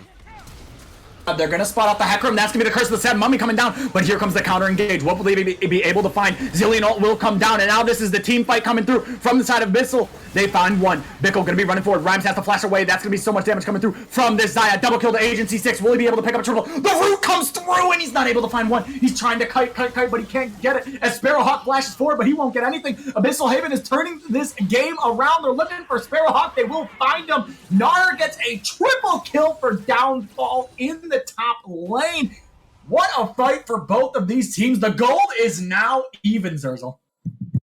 Yeah, that Gnar TP, though it wasn't unleashed, he immediately teleported to the tower, and that made a complete difference in the fight. And his wave was pushed in, so the Ornn doesn't really get to punish him for much, and he gets a free triple kill, essentially. And I can't really tell. I assume they get Dragon here. Maybe not. Their jungler is dead. But they do have priority now, and a lot of gold. Yeah, and one thing I wanted to point out was that Xayah Feather pullback almost literally like one-shot to Zilean. Like, Zilean barely lived, and I was like, oh no! Maybe Xayah turns this for a penta, but wasn't able to turn that one around. Now it's Xayah versus Gnar. These are the two carries for both teams. They have almost all the gold for both these teams, so we'll have to see how that is going to go. And you know, I look at Ornn, I look at Amumu, and I'm like, hey, I'm that Ornn. I'm like, hey, nice build, Amumu. And Amumu's like, thanks, I like your build too. As they literally almost have the exact same items. The only difference is Amumu has a jungle item because he's a jungler, and Ornn doesn't have a jungle item because he is a top laner. I guess you could count refillable, but you know, basically the same as.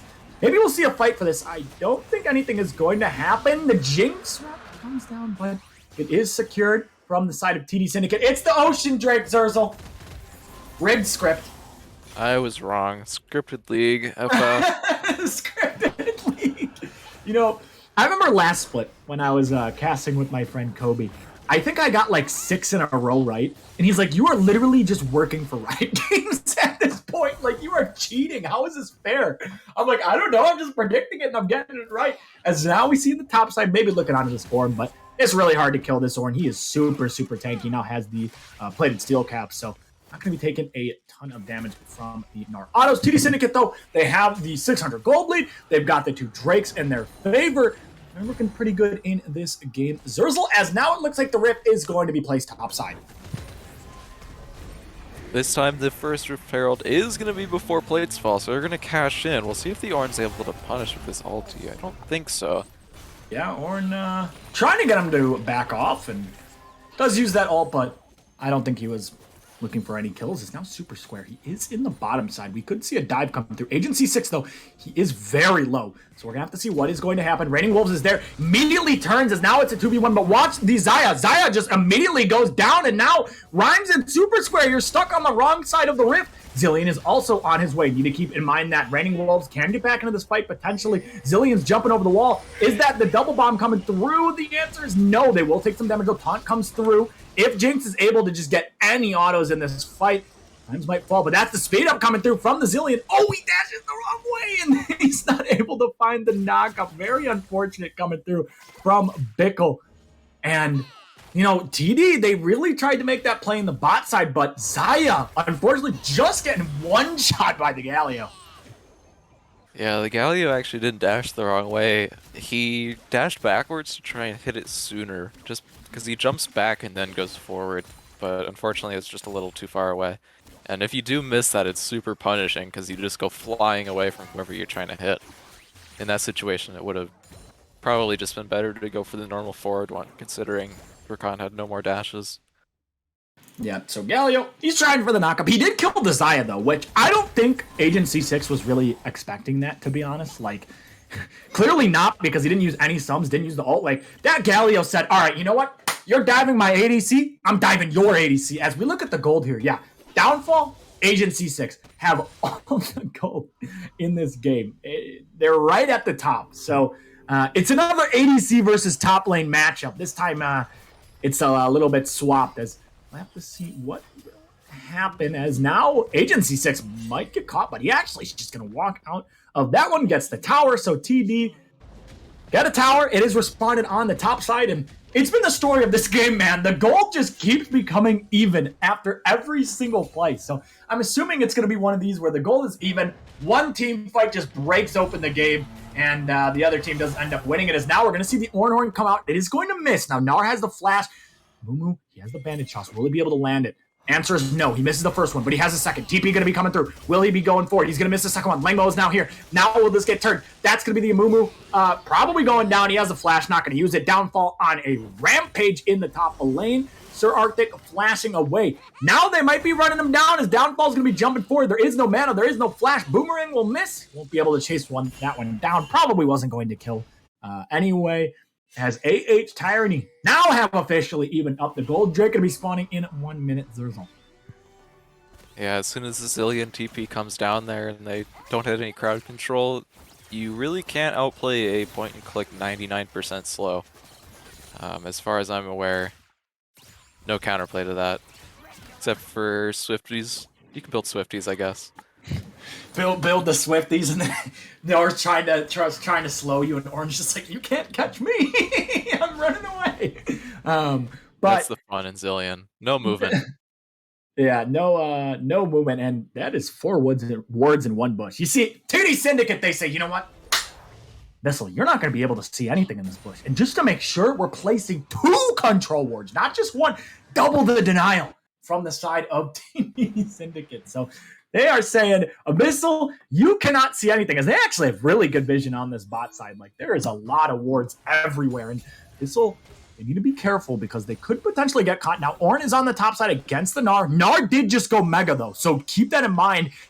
Doesn't have that Mega, and if Ornn can stay alive, but he's just getting autoed. He has the ult. He will land it, but he will be going down. Downfall, unstoppable in the top lane. It seems that red side top laners, just not working out for either of these teams. I guess blue side top is just OP.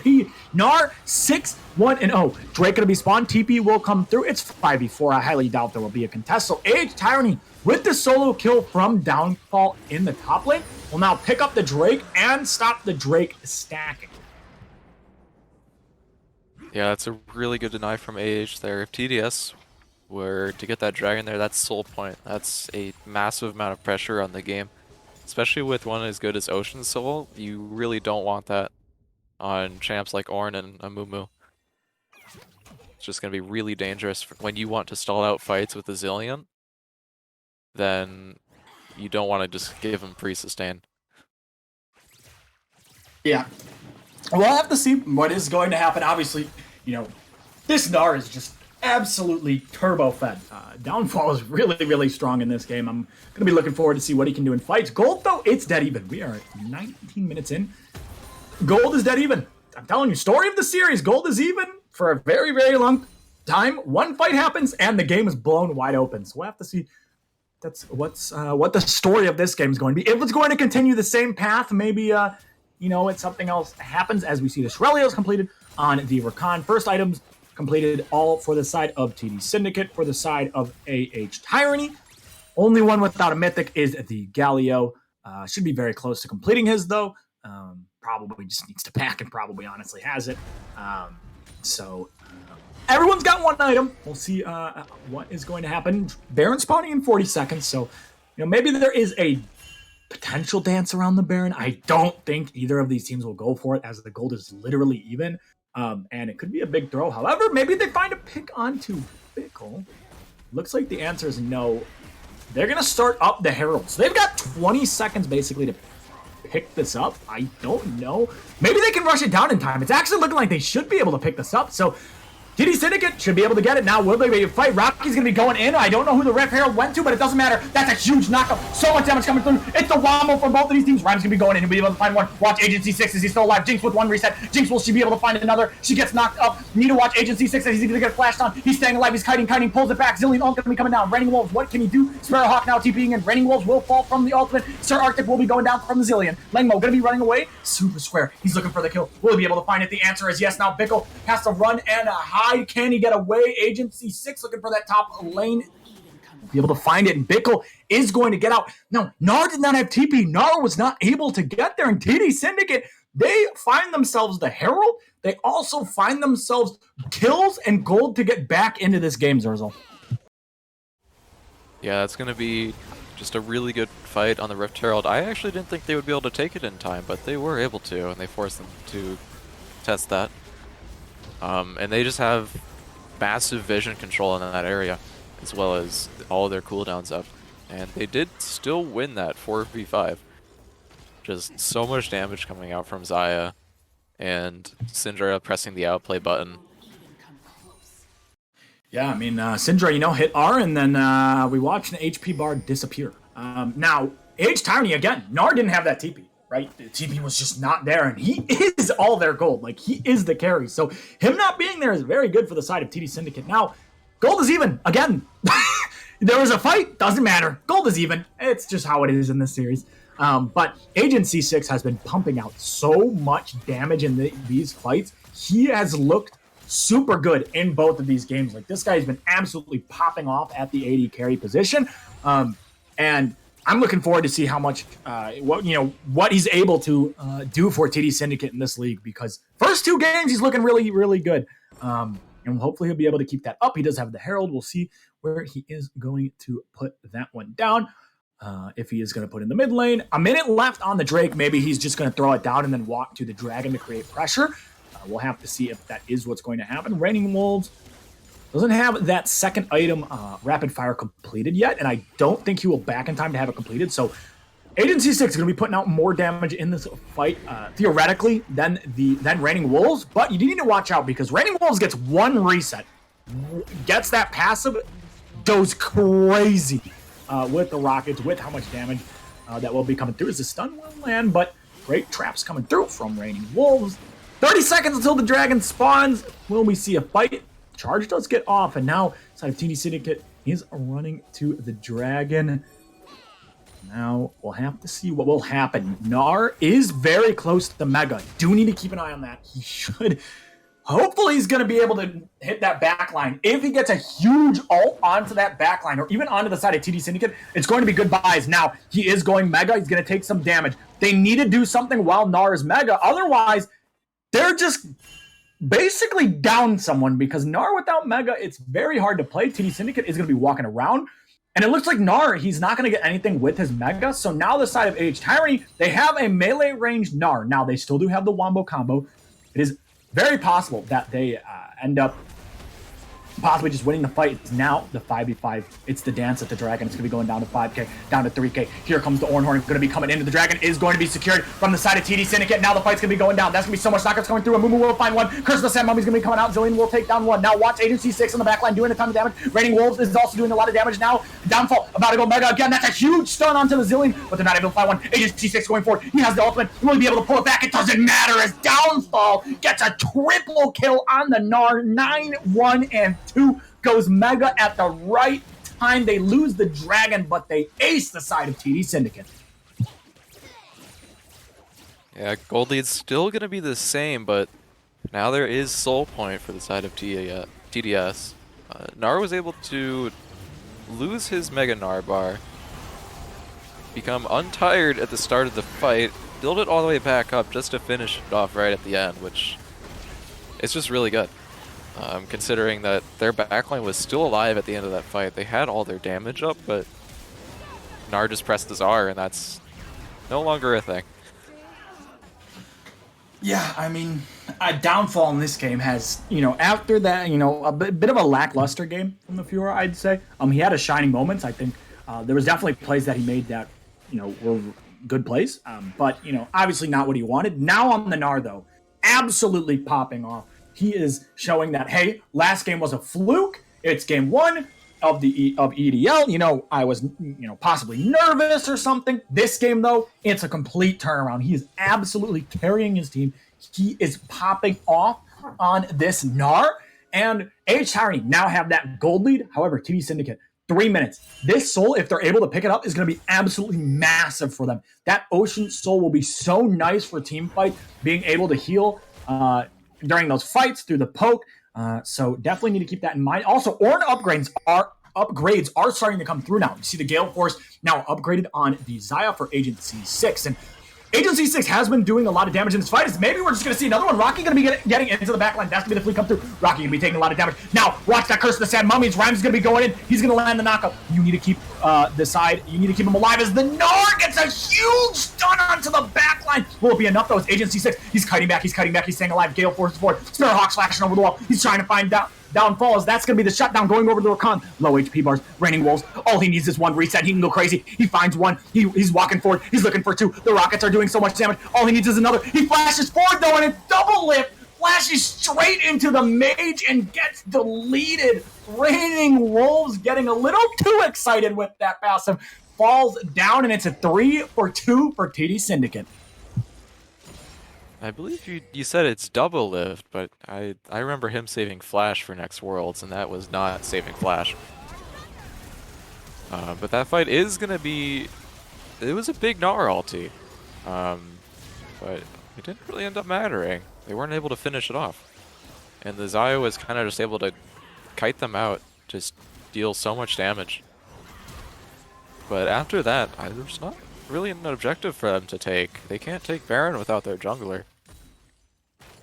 Yeah, can't really get the Baron. I mean, they were very low, so they weren't really able to get much off of that. But gold is even in this one. Also, Zerzel, there was a play where Double Lift was playing Lucian, and he basically like dashed in his Lucian against Victor and got one shot. That's what I was Which season to. of Victor? I didn't see that clip. What season? It's from a while ago. Like this is like older. Before season 7? I don't remember exactly what season. Okay, because I started playing season 7. It's probably around that, to be honest, or maybe before. But he basically, literally went melee range into Victor. Victor shot out the laser, hit Q, and one shot. Like absolutely deleted off the map. And I was like, oh no, do not fold the double lift. But Drake gonna be spawning in a minute here as we get back to the game. Gold, look at that. It's even. Of course it is. Why wouldn't it be? It's always even.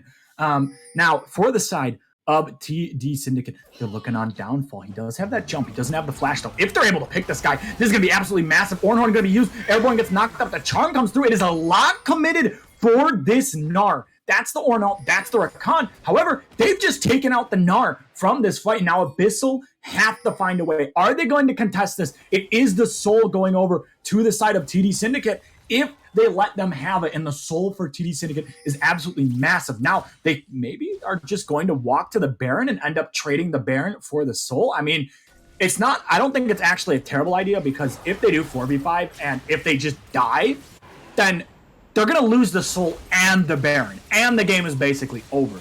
Now, basically when you trade Baron for Soul, all TD Syndicate needs to do is they just need to keep their base basically from like literally losing the game. If they can stop the Baron push, it's really good for them, as that's going to be the Baron going to Abyssal Haven. And now TD Syndicate, they have to stall this Baron for 3 minutes. Just don't let them take anything, as Gnar is now TPing in. I don't know if you wanted to TP, but nice jump out from Downfall. So again, timer, 3 minutes. How much can the side of Abyssal Haven Tyranny get with this Baron?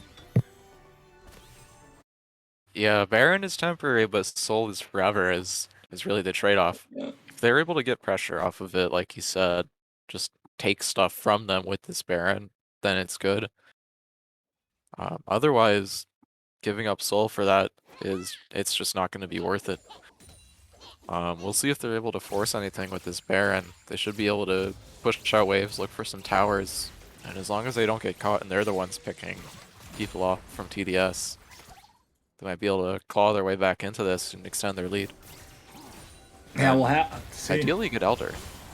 Yeah, we're going to see if if the side of Abyssal Haven will be able to get that Elder. Obviously, Elder is it's pretty, pretty OP. It's kind of just the game-ending buff. Whoever gets Elder most likely is going to end the game and win. So definitely you do need to keep an eye on that. Ornn upgrades, again, coming through. Now have upgraded the Luden's Tempest, I believe, for the Syndra. So Luden's now going to be completed. And gold, it's, it didn't look like Abyssal Haven really has gotten too much with this Baron. They weren't really able to crack anything. And unfortunately for them, since they really weren't able to get anything, that trade does favor TD Syndicate. You take the soul over the Baron if you can defend their base. And with the minute left, obviously, Abyssal Haven could potentially get something. But if they are just able to hold off for another minute, it does favor TD Syndicate, as we saw the player gold there. Xayah versus Gnar. That's the game right here, as this Gnar is absolutely turbo fed, and the Xayah is very, very strong in this game. Now 3 items. So definitely need to keep an eye on that.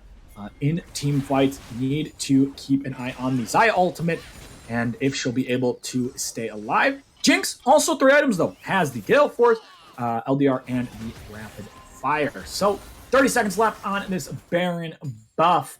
Won't be able to get anything. Zerzel, if you are the side of Abyssal Haven, how do you win this game with TD Syndicate having the Ocean Soul? You really just have to burst people. Ocean Soul is going to give them really good sustain. They might actually find a really good engagement. Oh, here we go. The fight's going to begin, and that's Xayah already down. Curse the Sad Mommy coming through, but that's a lot of their damage already fallen. Super Square will find one, but watch this Jinx getting a ton of damage down. Health bars are very low, and it's a double kill going over to Downfall. He should be able to get the triple. It looks like Super Square will flash over the wall. Raining Wolves finds one. Zap comes out, won't land. It won't matter. Double kill to the Jinx. Long death timers for the side of TD Syndicate, and Xayah gets bursted, absolutely one shot. And for the side of Abyssal Haven Tyranny, maybe they could look to potentially end this game. Yeah, I think they can actually end the game here, and I would say this qualifies as the burst I was talking about. If Xayah dies before she can press R or regenerate, soul doesn't matter. Especially if they get rid of all their damage at the start of the fight. They have no reason to keep fighting, and they're just going to get shredded. Jinx has LDR. And they've got Zilean to make it impossible for them to run. And then, of course, Gnar has, I believe, Divine Sunderer I saw, so he can also just get through those tanks. Mm-hmm.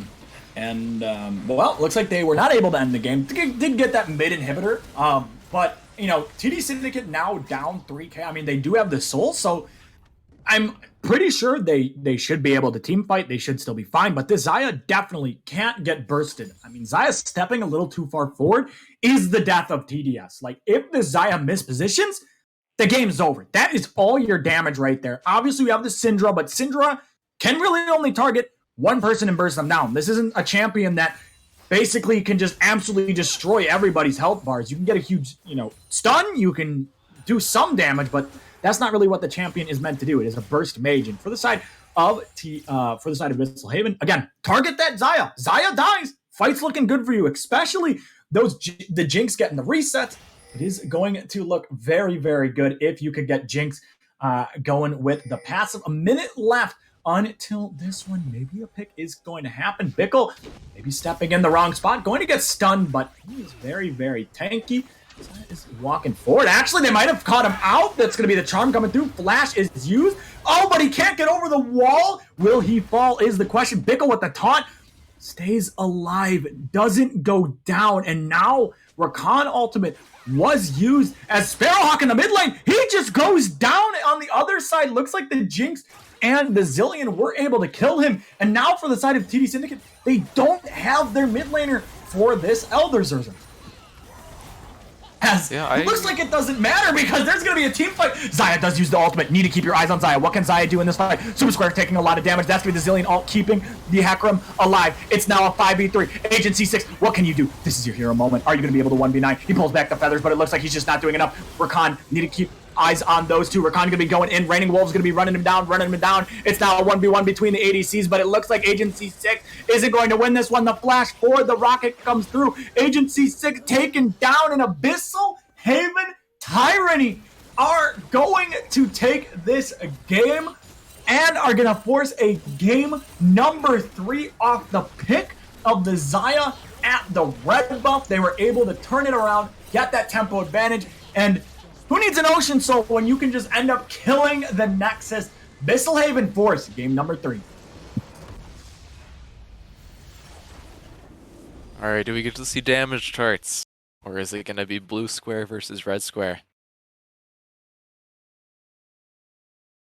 Very good. That's my favorite matchup. It's only blue square this time. Oh, there it is. Well, you know, obviously in that game, it was looking like TD Syndicate with the Ocean Soul. It was like, all right, TD Syndicate, they've got this one in the bag. But unfortunately, it just did not work out for them. As the Xayah walking just a little too far forward at that red buff, unfortunately, basically kind of cost them the game. But now we're at game 3. It's game 3 time. Abyssal Haven, TD Syndicate. It is going to be an absolute banger. Zurzel, game 3. What are you looking for both of these teams? Everything's on the line. What do you think's going to happen? I want to see Veigar. I like Veigar. We keep seeing dive, and I think the easy counter to dive is a nice big circular cage of stuns and an outplay button. I think that's what I want to see. Either team. I don't care which team picks it. I just want to see it. Yeah, we'll have to see what is going to happen. Obviously, you know, Veigar very strong right now, especially, you know, get that scaling, you know, get the cage, you do a ton of damage, you know, a very good pick, but we'll have to see what is going to happen in game number 3, Abyssal Haven versus TD Syndicate, tied up at 3. Make sure not to go anywhere because we will be right back with game 3 action.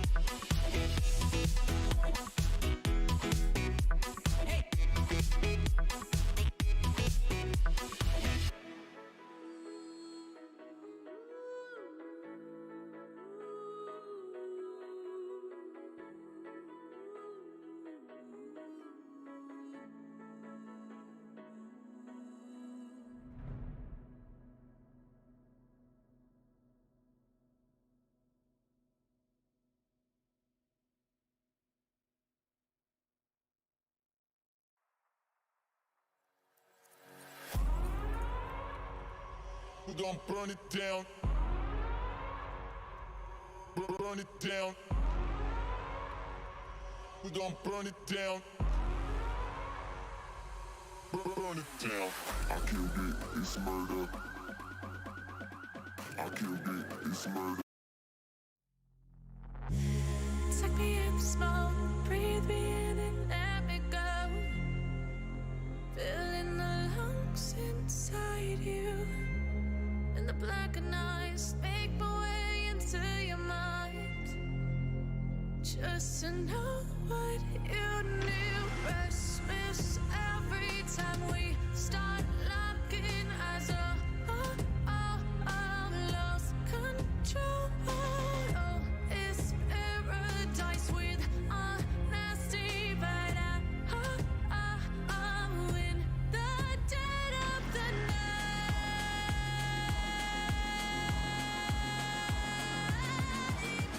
Let the darkness take control.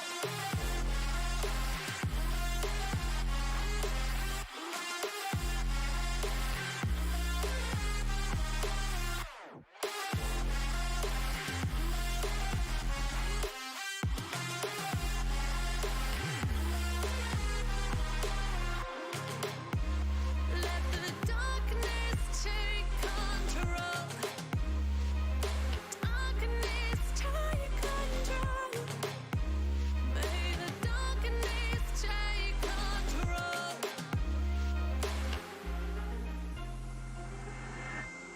Take me in the smoke, breathe me in and let me go. Sink to your heart to find you.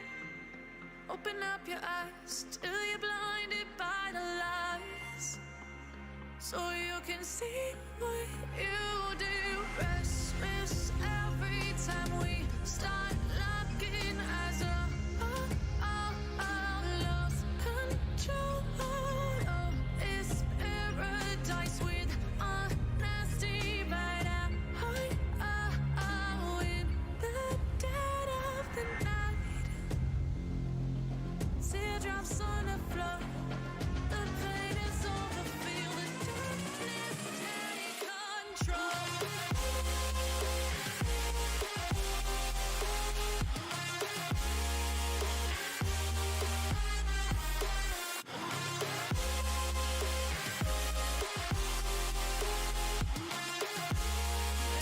Darkness take control.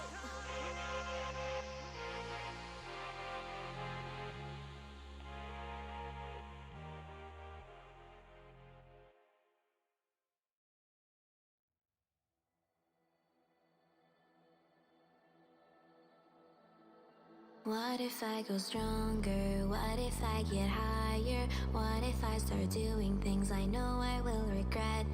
I will make my own way, I will not surrender. I will do my best until I get put under. What if I go stronger? What if I go stronger? What if I go stronger? What if I go stronger? What if I go stronger?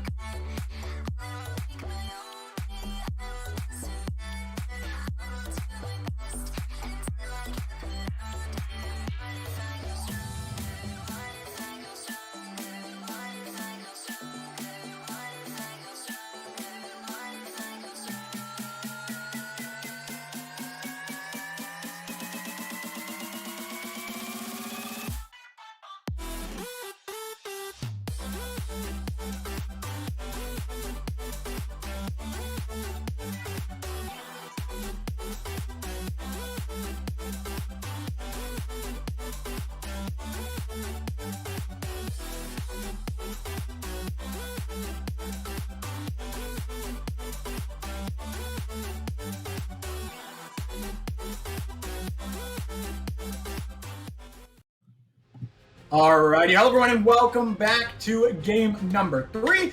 TD Syndicate taking on AH Tyranny. TD Syndicate now on the blue side, AH Tyranny on the red side. Now, one thing we've seen in this series is that Hecarim has been first picked every single time. Both these junglers really like the Hecarim. It's been very strong in the 2 games we've seen it. So, the question I have for users is AH Tyranny going to ban the Hecarim, or do they have something planned for it? If they have something planned for it, I would advise them not to ban it. Otherwise, I would just ban it. I think Zilean is a great counterpick to Hecarim. He goes super fast, and then Zilean presses E, and he stops moving. It's a very fun counterpick. There are some other good counterpicks. Point-and-click CC is one of them. So maybe like a Twisted Fate, or I think Rise. Rise is okay. But pretty much anything to lock him down, prevent him from doing what he wants to do. It's a pretty good way to pick into him. All right, well, since we've got some downtime before the draft starts, we're going to talk about Around the League. Actually, draft just started. We're not going to talk about Around the League. I lied, actually. I'm pranking it as we see the Gnar ban come through from TD Syndicate, and there's the Hecarim Zerzel. So Hecarim just going to be taken off the table. AH Tyranny, they don't want to deal with the Hecarim. It has been a terror in the 2 games it's been played in. We see the Gnar ban, the Janna ban. Now, I don't know if the Janna is for Smite Janna top, or if it's literally just like the support plays Janna. We'll have to see. As Jinx first pick coming through from TD Syndicate, Zerzel. Yeah, the Jinx pick is just really solid. I would assume that Janna is not for the Smite pick, though, since they did kind of hard nerf that strategy this patch. If you're picking up that second support item, you might as well be throwing the game, because you lose so much out of it, and you're never going to get objective bounties. Yeah. Trundle and Hecarim are banned for the junglers, and we also see Gnar gone, so obviously that Gnar was a problem last game. Very good pick! The draft break. Very good. That's So- what I like to see. So, Zerzel, we're going to go back to Around the League because, draft broke. They're probably going to have to redo it. Catching you guys up on the league, obviously, the people who are watching Revolution taking on GNE Pearl. Revolution did take a 2-0 over GNE Pearl. So, Rev starting off the season 1-0. I believe game 1 was very quick. It looked like Rev really had a stranglehold on ISU game 1, but game 2 was very close. From what I saw, it went, I believe, like 40 minutes or something. It was a very close game. So ISU GNE Pearl definitely put up a fight in game number 2. So definitely need to keep an eye out on ISU GNE Pearl. Meanwhile, BDE and Glacial Phantom are now in game 3, with BDE taking game number 1, Glacial Phantom taking game number 2. So now are into game number 3. Glacial Phantom, remember, power rank number 8, BDE power rank number 3. So it'd be a big upset for Glacial Phantom to win this one. And then the next game, that last game that isn't on stream, obviously, TDS Chocolate taking on Snack Bears. Snack Bears currently 1-0 up in the series. So we need to keep an eye on that. Okay. So I do need to keep an eye on that as we are draft flow has broken down. So now we are going to be going to our backup, which is Pro Draft. We do have a bit of an overlay for the Pro Draft, so not the end of the world. We're just fixing out that one. So Zerzel, I know you're new, and maybe you don't know some of these teams, right? But based off the results we've had so far, if you know any of these teams, is there any team or at least like game scores you are surprised about? I mean, besides the pre-show, I have no idea who's supposed to win what matchup. The only team I know is Pearl, and I don't really know them that well, and that's just because I go to ISU. But I got no idea. Everything's a coin flip for me. All right. Well, we'll have to see what's going to happen. I'm hoping, maybe we see an upset from Glacial Phantom. Again, I think it's the power rank number 8 buff, because FTD Darken, power rank number 8 in EDO, ended up winning. So Glacial Phantom, maybe power rank number 8 in EDO, end up winning. Maybe I'm just raking the league, making the the 8th place teams seem like they're not as good when, they could actually be insane. So we'll definitely need to keep an eye on that. Snack Bears, again, up 1-0 against TDS Chocolate. Had a pretty good game 1 from what I've heard. So that's all I know around the league, as we are kind of just waiting to get into the draft for game number 3. We're just hanging out. So, Zurzel, we're going to do a prediction right now, okay? What is the soul going to be for game 3? I'm going to go with Infernal. I want to see an Infernal Soul. Infernal Soul, okay. We've had, what have we had? We've had Ocean, we've had Hexatech, right? Yep. Yeah, Okay. Hextech game 1. Let me consult the scrolls. Let me pull out. Pull out your 8-ball. All right, let me open the notebook. All right, I have the script right here. Okay, so game 3, it's going to be a Cloud Soul. So that's what the script says. If it's not Cloud Soul, then I have to delete the league. That's just how it works. So you need to keep that in mind. But I've just gotten word that Snack Bears and TDS Chocolate are now heading into game number 3. So a lot of game 3s tonight. A lot of close competition. EDL, obviously that's what you like to see as an owner. As we have gotten word that, ladies and gentlemen, we are heading into Pro Draft as Draft Flow is down. So going into Pro Draft for game number 3, tied 1-1. We've even got a cool background. Look at that. So there's a little bit of a different layout, but again, looks like the bans and picks are going to be the same for this one up until after the Jinx pick, I believe. So definitely do need to keep that in mind. So with the Jinx pick, what do you think TD Syndicate is going to respond with in this one? I'm not entirely sure. I would like to see Zeri. I don't know if they have Zeri in their chat pool, though. Zeri's been open both games, but it looks like it's going to be Jhin instead. Hopefully with some other lockdown support. We saw Leona game 1. Morgana is open. We could also see something like a Thresh, maybe. Well, Looks like we're just going to get Leona, though. Leona is going to be the pick. So going back with the Jhin Leona, I believe they played that in game 1. Did Abyssal Haven play that? I don't remember. I think it's same team. Okay, so Jhin Leona is going to be picked. I know one of the teams picked it in game 1, is what I'm saying. I know one of the teams locked it in, all right? They did pick that one. So the Jhin Leona going to be coming through for the side. Okay, it was Abyssal game 1. That's what I thought, that the Jhin Leona was picked for Abyssal. So this time TD Syndicate says, you know what? We're going to take your own pick that you picked in game 1. We're going to beat you with it. That would be a statement for the side of TD Syndicate. For the side of Abyssal Haven, we have the Jinx, we have the Nautilus. Now we have the Olaf. So very, very aggressive jungler for the side of Abyssal Haven.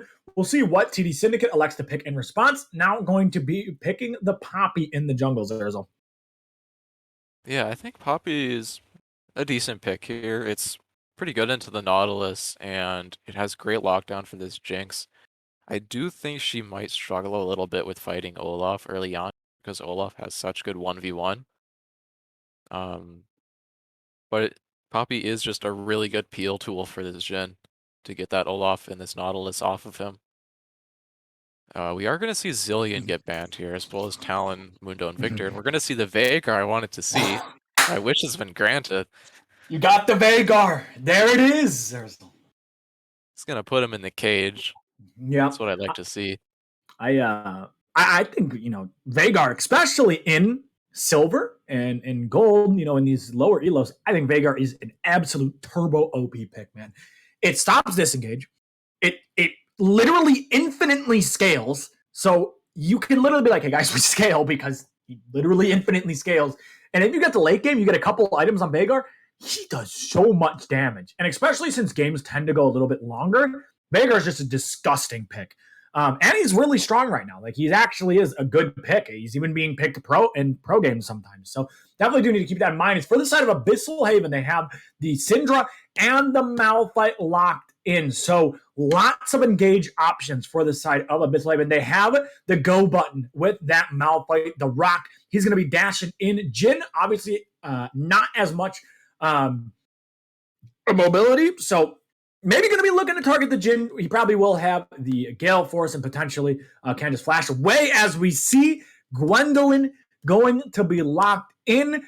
We've been talking about this a little bit that, maybe they're going to pick the Gwen here as the Gwen is going to be locked in. I'm excited to see how this Gwen is going to do. How are the Gwen and Veigar going to do in this game? Definitely going to be looking forward to that, Zerzel.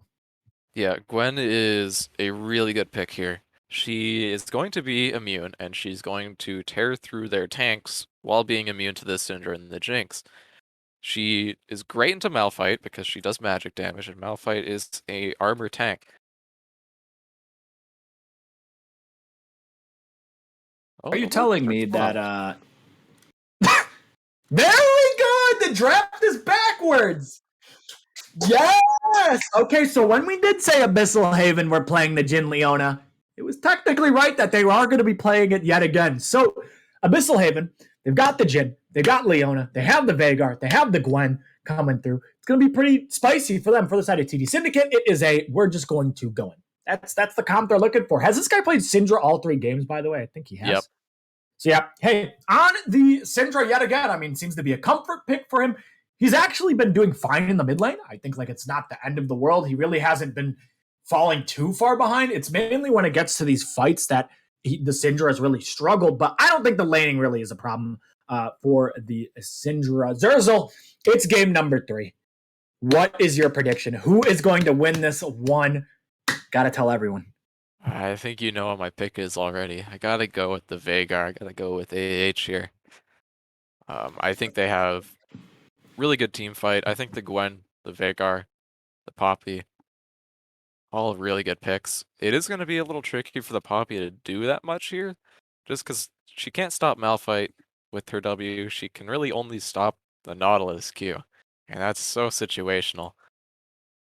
But I think Poppy just still has that pressure of shoving someone into the wall, and that person is probably going to be the Jinx. As well as they just have really good disengage for all that hard engage that they're playing into, and they have all the damage to get through those tanks this time. So, I predicted TD Syndicate to win 2-1. So, I have to play devil's advocate and pick TD Syndicate. I have to stay true, gotta stick to my guns, stay true to the pick that I said in the pregame show. TD Syndicate, I'm envisioning it. I'm closing my eyes. Doctor Strange. I've got all the possibilities. All right. Malphite, he's going to hit a 5-man ult. It's going to be absolutely massive. He's going to hit them all, and it's just going to all come crashing down for Abyssal Haven. That's me looking into the future. I can see it. But we'll have to see. Obviously, both these teams, they've had their, obviously their good game and their bad game. Like they've had a solid game and they've had a not so solid game. So we're going to have to see who is going to show us in game 3 that they deserve to be at the top. We're going to go to a short break. When we come back, game number 3, TD Syndicate taking on Abyssal Haven. Don't go anywhere.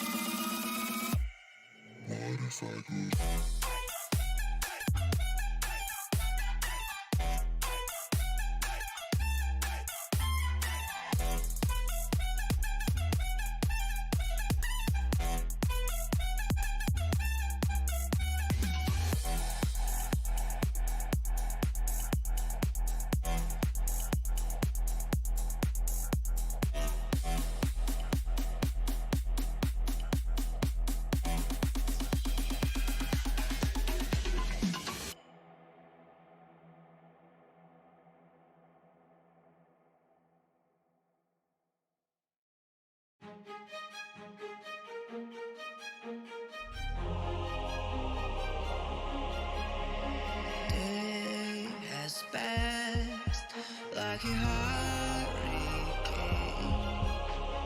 2 it far away. See the lights on the other side. I'm going to get there and hope we will meet there.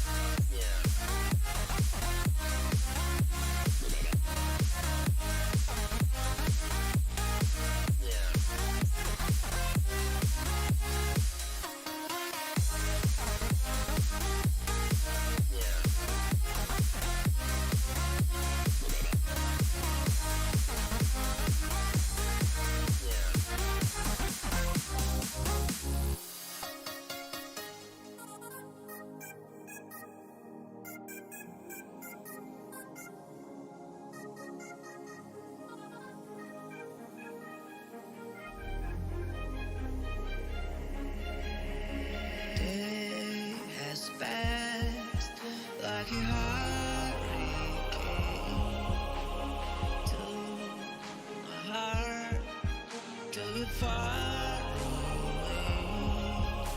See the lights on the other side.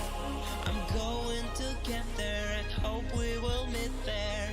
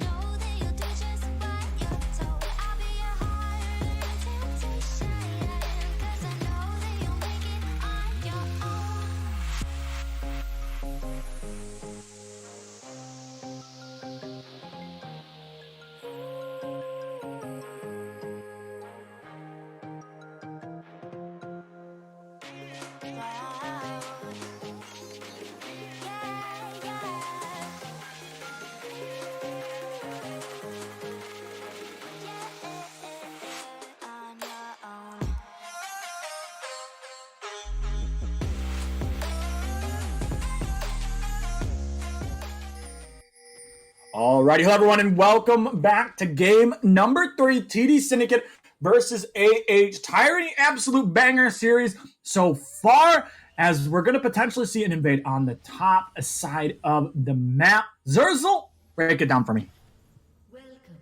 I think early on they just have that Nautilus invade. They've got a lot more early damage. They've got the pick potential. They've got the Olaf axes, the Malphite slow. Ooh.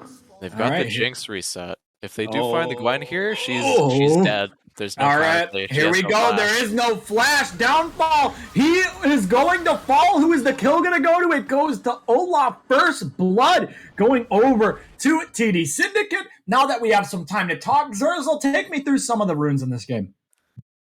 So it looks like Malphite's got that Comet for the poke in lane. We've got Conquer on the Olaf, just for that in-fight sustain. Electrocute on the Syndra for the QE combo burst.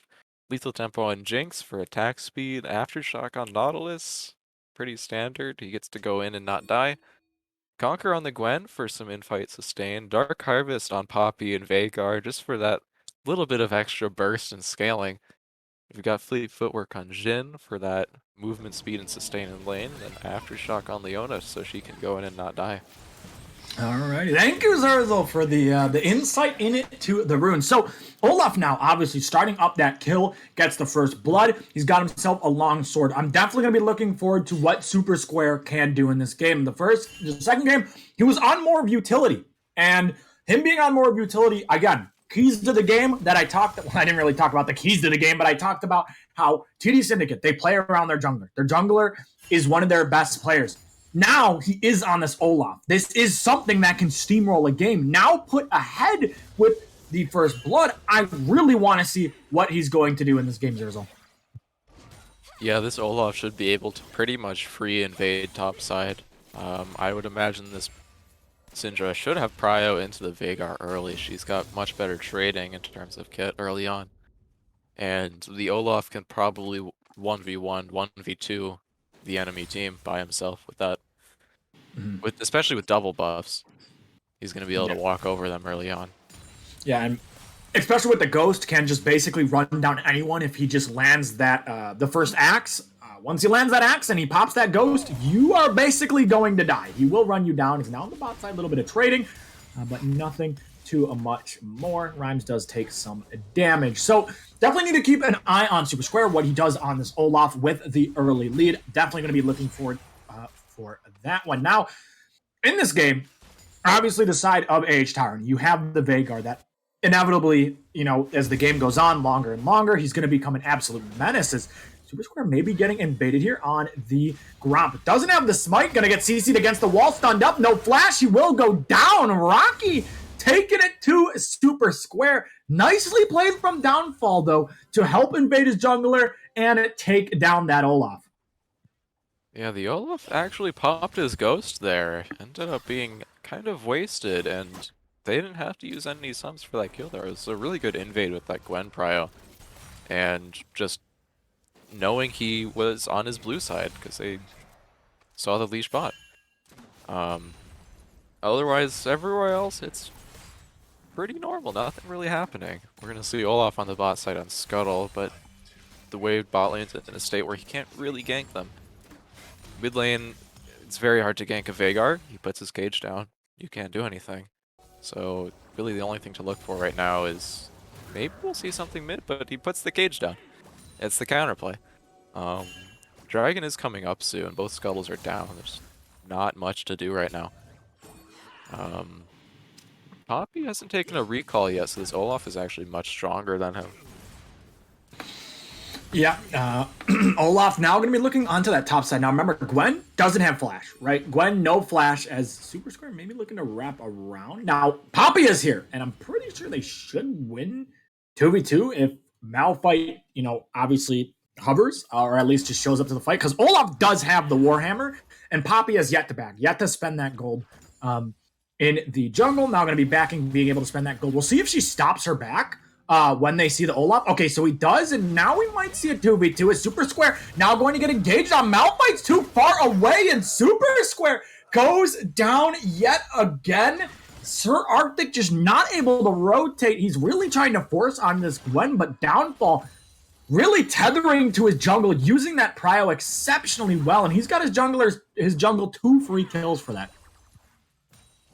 Yeah, this is a situation where the Gwen into the Malphite matchup, it's really unplayable for the Malphite. Gwen counters his kit completely, so she can basically trade with him freely and get that priority.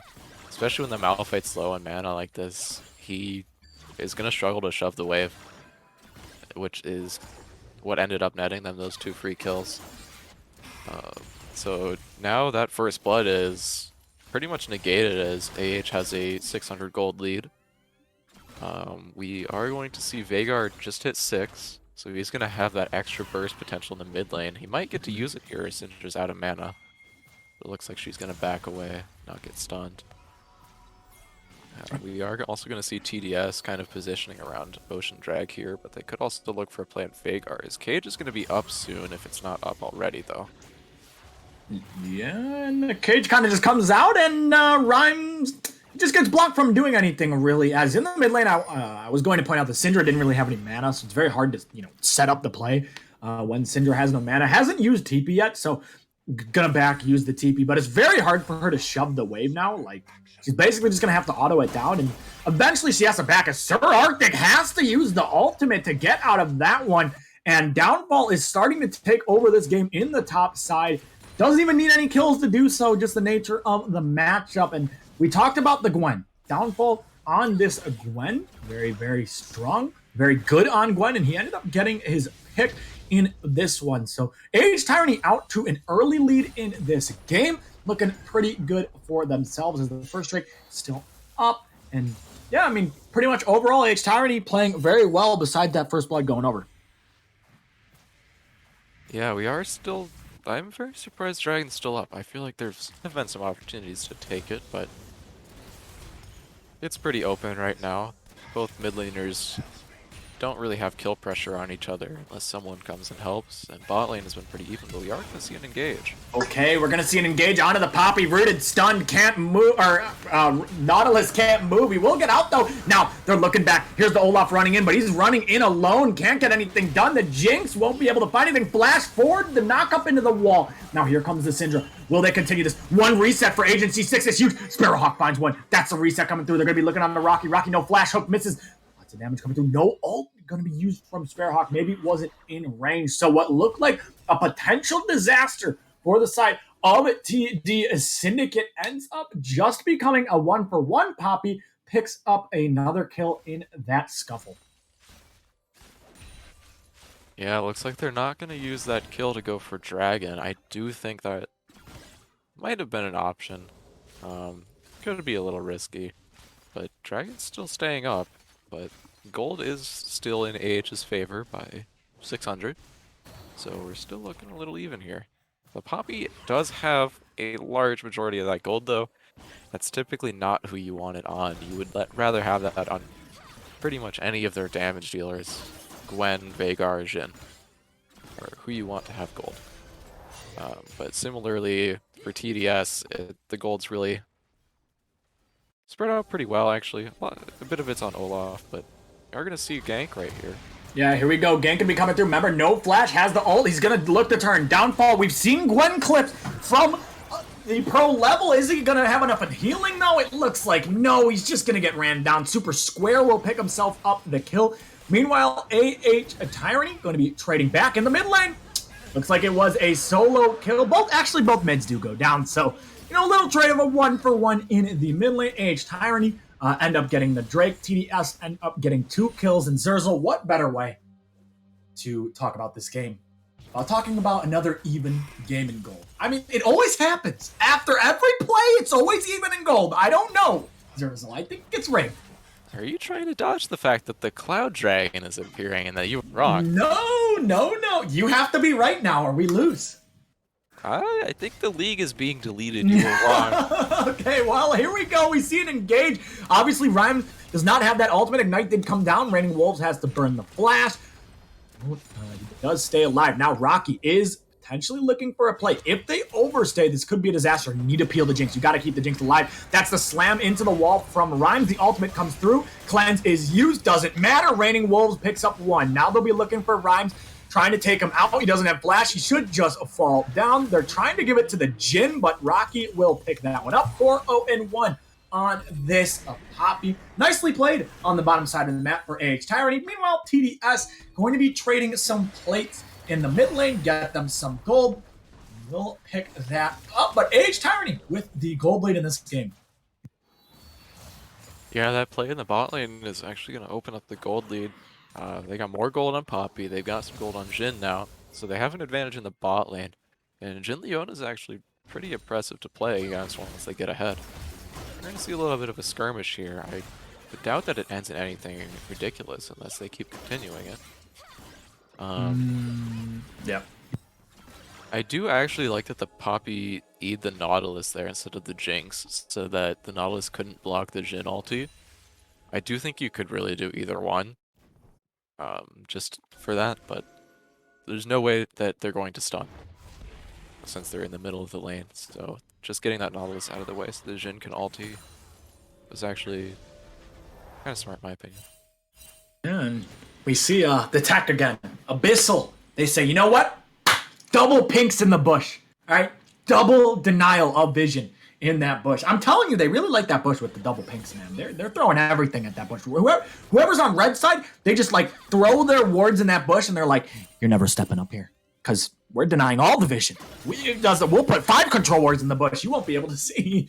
So, Thistlehaven putting those wards down, denying some of vision in this one. But yeah, Poppy 4-0-1. I mean, Rocky has been absolutely solid on this pick so far. He's been making plays happen on the map. I mean, he almost has 100% KP. Like, he's literally been in almost every single play, and he's gotten AH Tyranny an early lead in this one. Olaf has completed the Gore Drinker, so he is strong right now. We'll see if he's going to make a play on the top side. But if you look at the vision from the side of AH Tyranny, everything is warded. Literally everything. All over the map, there are so many wards coming through from AH Tyranny, especially on that bot side. So very, very good vision coming through from AH Tyranny. Going to definitely compliment them on that one, that's for sure. Yeah, we are going to see the Deadman's on Poppy first item. So she is going to have a lot of speed running into these ganks. It's going to be a little tricky to outplay her. You're going to see Sunfire on the Malphite. We're actually going to see Merc Treads on Gwen. I'm a little surprised she went for the Merc Treads so fast. But it is a decent option into the Nautilus, the Malphite, the Olaf. Jhin does have his... Why can't I think of the name? Gale Force. He's got that mobility, he's got that execute. Leona could find an engage here if the Jinx oversteps. It looks like they're just going to be playing around the drag coming up in a minute. All right, yeah, we'll have to see. Drake coming up in a minute. It is that clown. We got to be saved.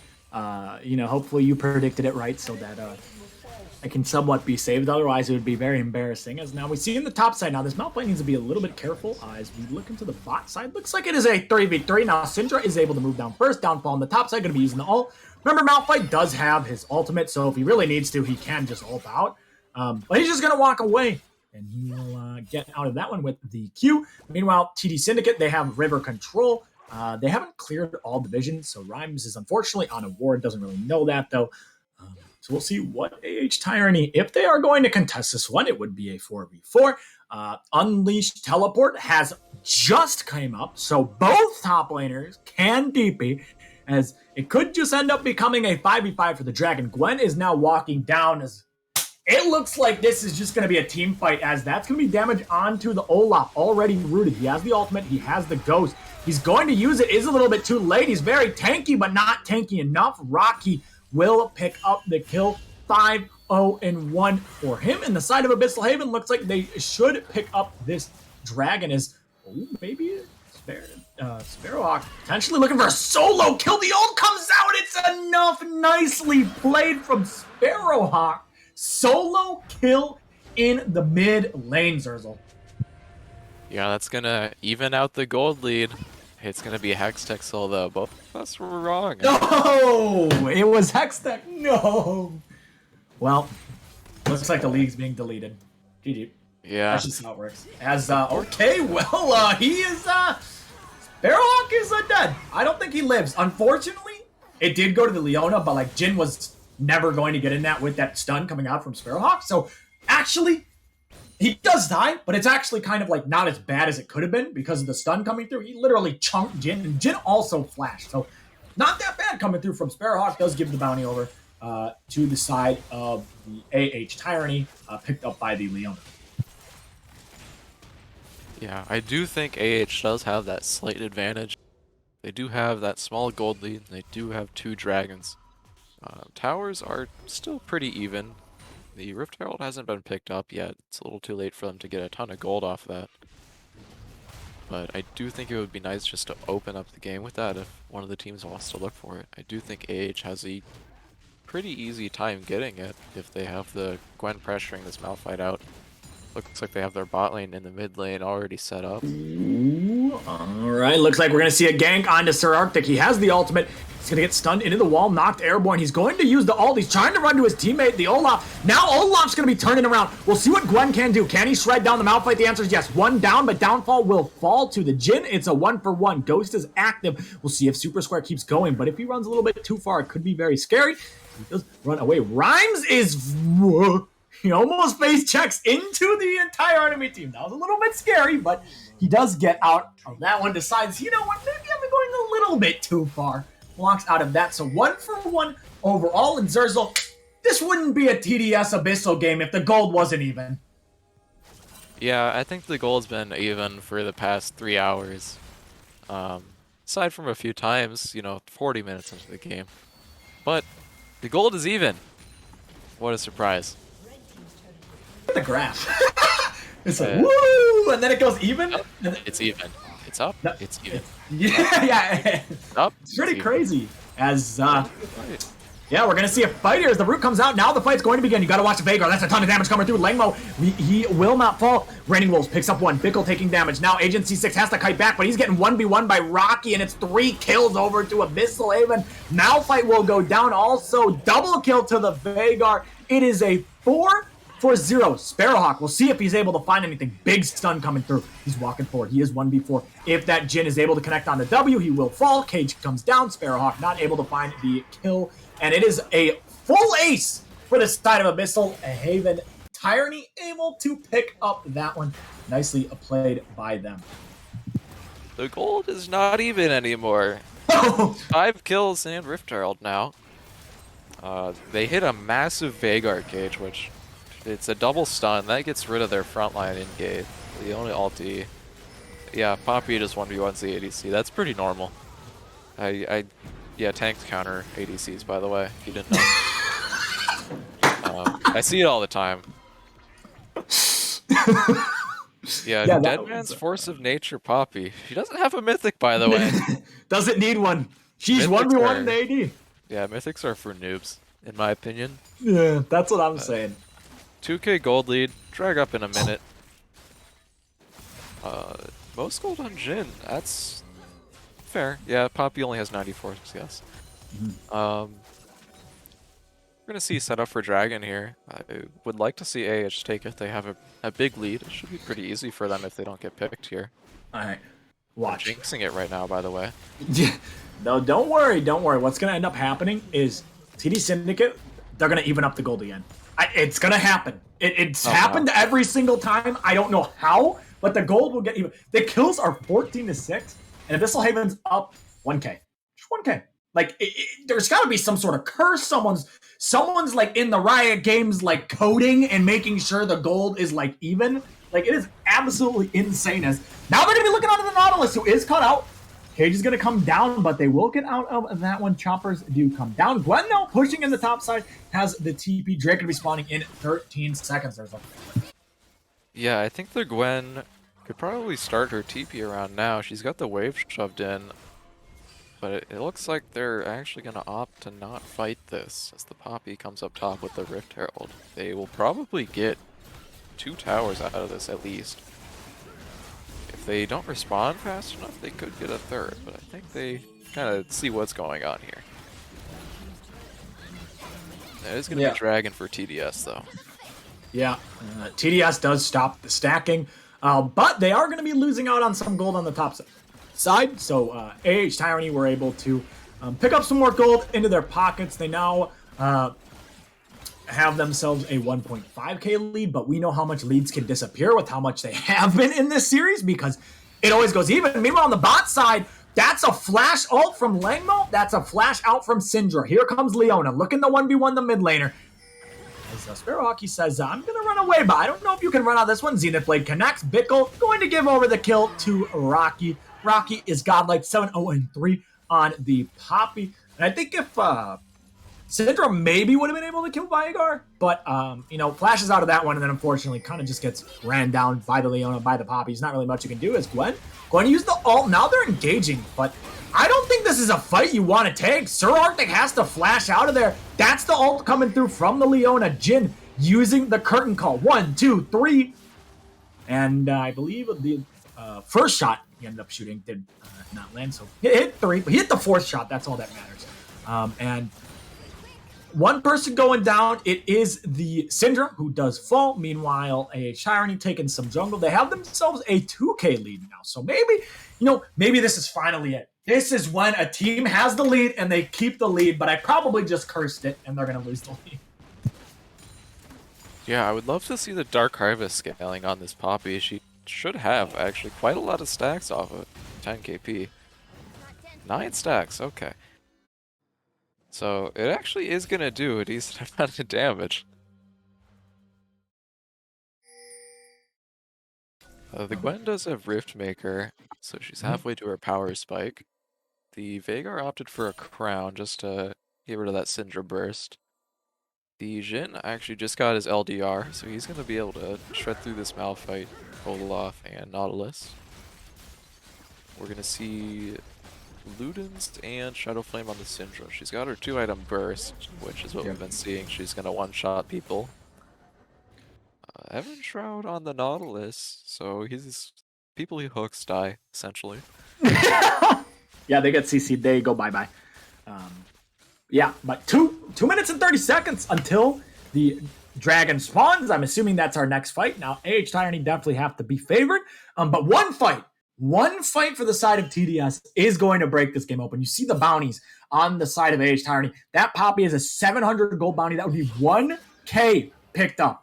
Whoever is able to kill her. That goes to Jinx. Oh no. If Jinx is able to pick up the bounties, Jinx can carry this game. Veigar, though, he almost has that death cap, actually. Going for that second, as we might see a fight. As Sir Arctic did use the ultimate. Now the fight is going to go down. Syndra going to get bursted. We'll see if it gets one shot. The answer is yes. Now Sir Arctic just ends up taking the gate. He says, I don't want to be in there. And he gets out. But 2 kills to the side of AH Tyranny. That might be the Baron. Yeah, unfortunately the Syndra got hit by the Veigar cage, so he really outplayed her there with his ultimate ability, Primordial Burst, dealing half of her HP. Really fun. That's why I like Veigar. That gets rid of a lot of their damage. She's really their only damage carry right now, besides Olaf, who does a little bit of damage, and Jinx, who is just behind the Jhin. So Syndra's just the priority target, and that's going to be Baron for AH off that pick. Yeah, Baron will go over to the side of AH Tyranny. Meanwhile, looks like TDS is trying to get that mid turret, but they might just get ran down. They need to be very careful. That cage comes down. Agency 6 could easily die. That's going to be the curtain call. He's going to get caught. He will be falling down. It's just a matter of time. Axe might be able to run this one away as now the TP comes through from Gwen. They are really trying to kill Agency 6. He's on a mission. He's trying to run away. We'll see if he gets out. Looks like he's just going to die. The flash comes through from the Poppy. Rocky is legendary, 8-0-4. Now Super Square trying to run away, going to pop the ultimate. Going to try to get out of that one. We'll see if he's going to be able to do it. And even if it pops the exhaust. Meanwhile, now that's a decent amount of damage on the Reigning Wolves, who actually, I believe, almost just got one shot through a QE. That was a little bit scary. But the side of AH Tyranny, they find the pick on to the Jinx. Now with the Drake spawning in 15 seconds, should get this bot tower, and on top of that, the Dragon. Yeah, it should just get their soul point here. That's going to be pretty strong. It's just going to give them more ability haste, more attack speed. Pretty good stats for all their champs.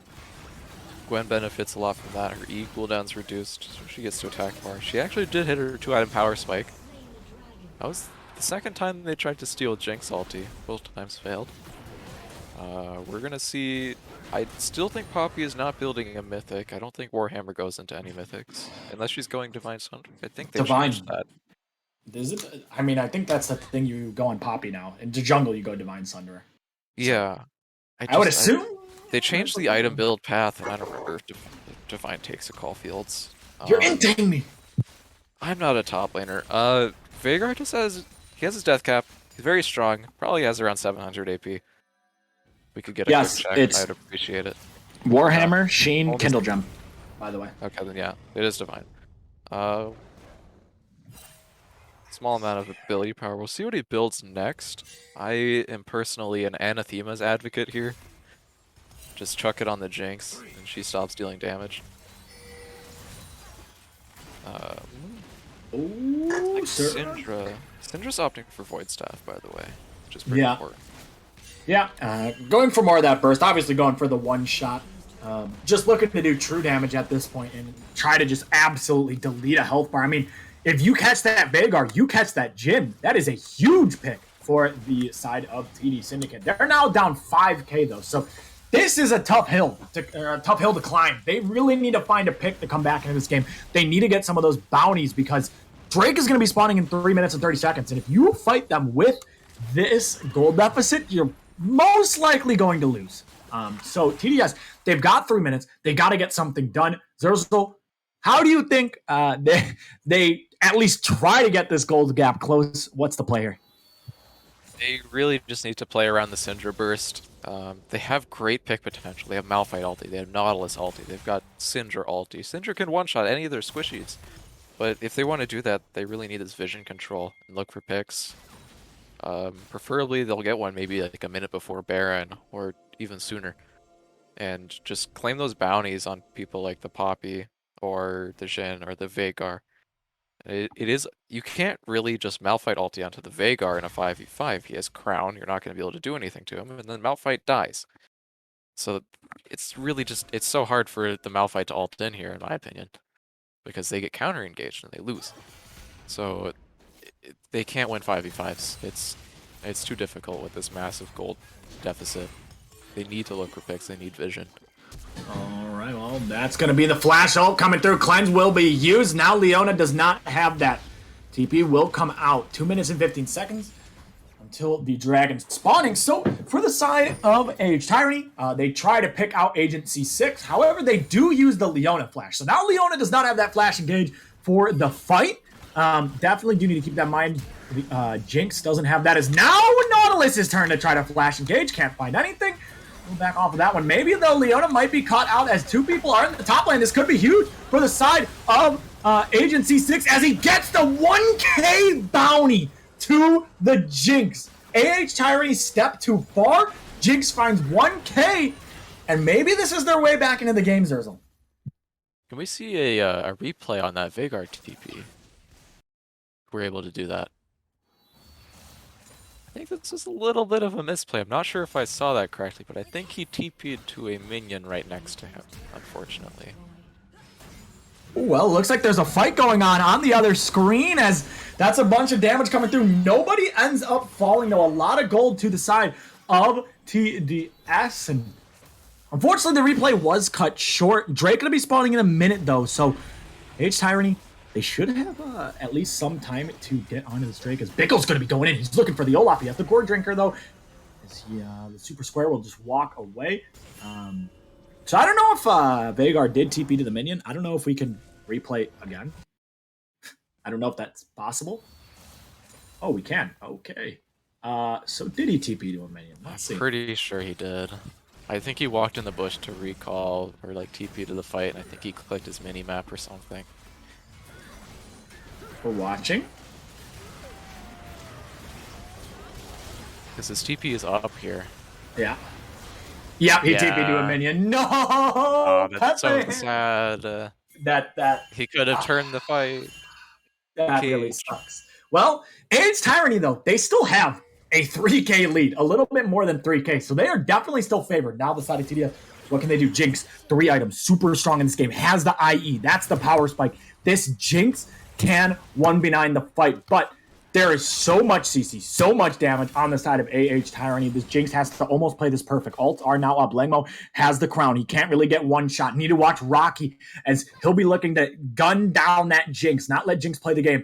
The side of AH Tyranny, they are a bit split. Sir Arctic sitting in the bush, but they're carries. They're really far behind us. Now they're going to engage on to the Gwen. Watch Agent C6. What can he get done? The fight's going to begin as Poppy's going to be taking a lot of damage. Langmo going to put the cage down. Now Unstoppable going to be running down. That's one down. Downfall will fall. It's a 1-for-1 so far as Rocky's taking damage. Meanwhile, Sir Arctic is just tanking the backline as Langmo just deletes the HP bars. Double kill going to go over to the side of Agent C6. But here comes the curtain call. Is it going to find one? That's a double kill. And you won't be able to get anything else. However, that's going to be the soul going to the side of AH Tyranny. Yeah, that's just going to be so much damage coming out from the Veigar. He lands the WQ on both of their carries, and they're just forced to leave after that once the curtain call opens up. That's going to be soul for AH. That's a massive power spike. Baron is up, and they're most likely going to set up for that and look to end off of it. Especially with this gold lead. The gold is still not even. The curse is broken. The curse is broken. I cursed it. But, yeah, I mean, the side of AH Tyranny, they have a 4K lead. They now have the Hex Tech Soul. Veigar is absolutely unleashed in this game. They should be looking favored. Now, remember, Zerzel, when we said, when TD Syndicate was on the other side, we were like, they have the soul. They are favored to win this. Xayah got caught out once, and they lost. So you need to watch this Veigar. If Veigar gets caught, it could legitimately be the game. So definitely need to keep that in mind. Obviously, player gold came up. Jinx and Veigar around the same gold. It's now Agent C6. He's alone in the mid lane. What is he doing? He might get caught out. He's going to be running the flash forward. He has the cleanse. He's going to flash. It's a flash for flash. Poppy now does not have that engage. However, that's massive because Jinx does not have flash. And one cage comes down, you are caught, you die. One Leona stun, you're basically dead. They do have the cleanse. And now Baron is being rushed down the side of TD Syndicate. They don't have their team there. They can't really contest this unless Olaf's going to run it, but Olaf's going for mid lane. Cage comes down. The Baron is dead. Abyssal will pick that one up. 21 to 10 in kills. Now also have themselves a Baron to their name. Yeah, that's just going to be a pretty free Baron for AH after his forced Jinx to recall. They're going to look to, I would assume, play 4-1. Maybe not with Gwen not having teleport. We're going to see a fight, though. Nautilus might be getting picked. Yeah, Nautilus kind of gets picked. Gwen going to be running him down. Rhyme's going to be taking damage. Will fall. Downfall going to pick up the kill.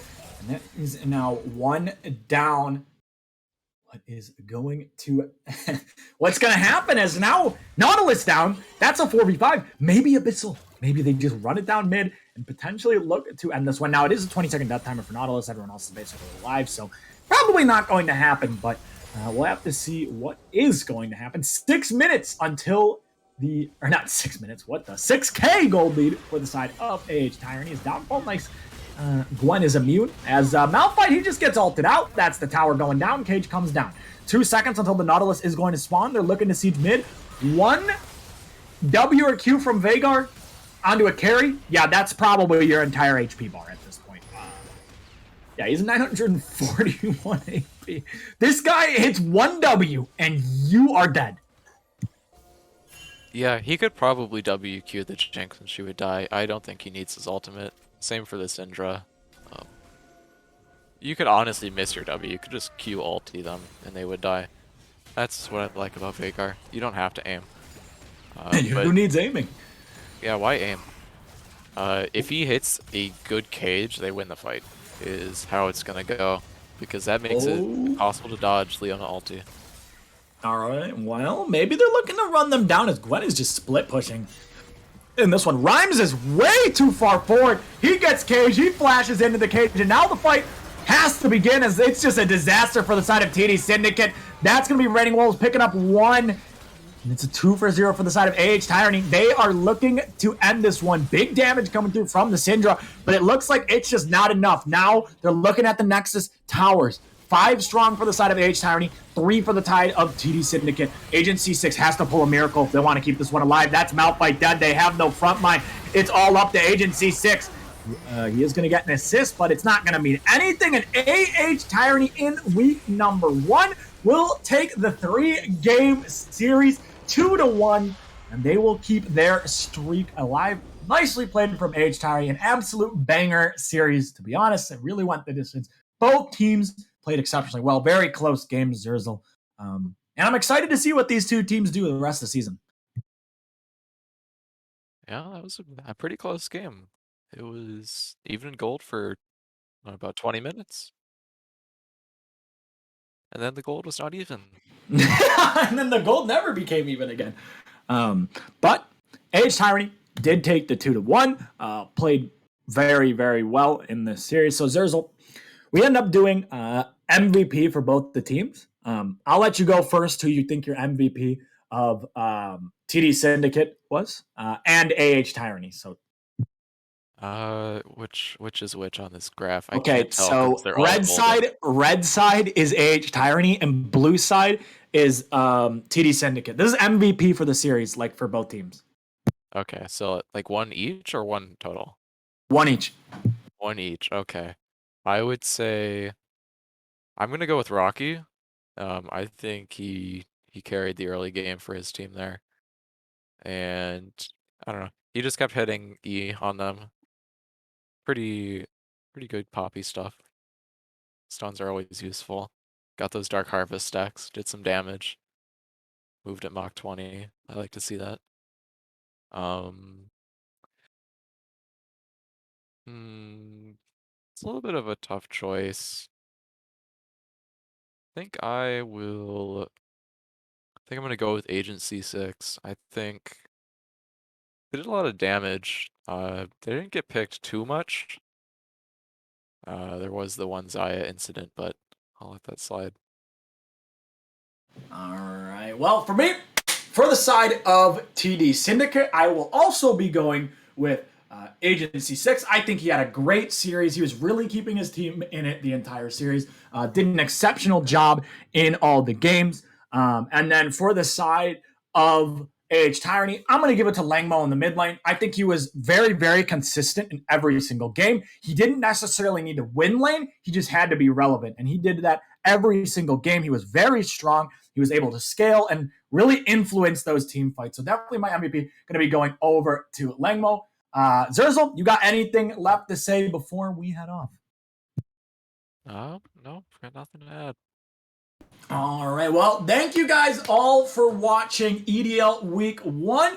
Abyssal Haven Tyranny takes the 2-1 win over TD Syndicate. We've got Revolution Frontline versus TDS Chocolate next week. Make sure to tune into that. That's going to be all from us on the EDL stream. Thank you guys all for watching, and we'll see you next week.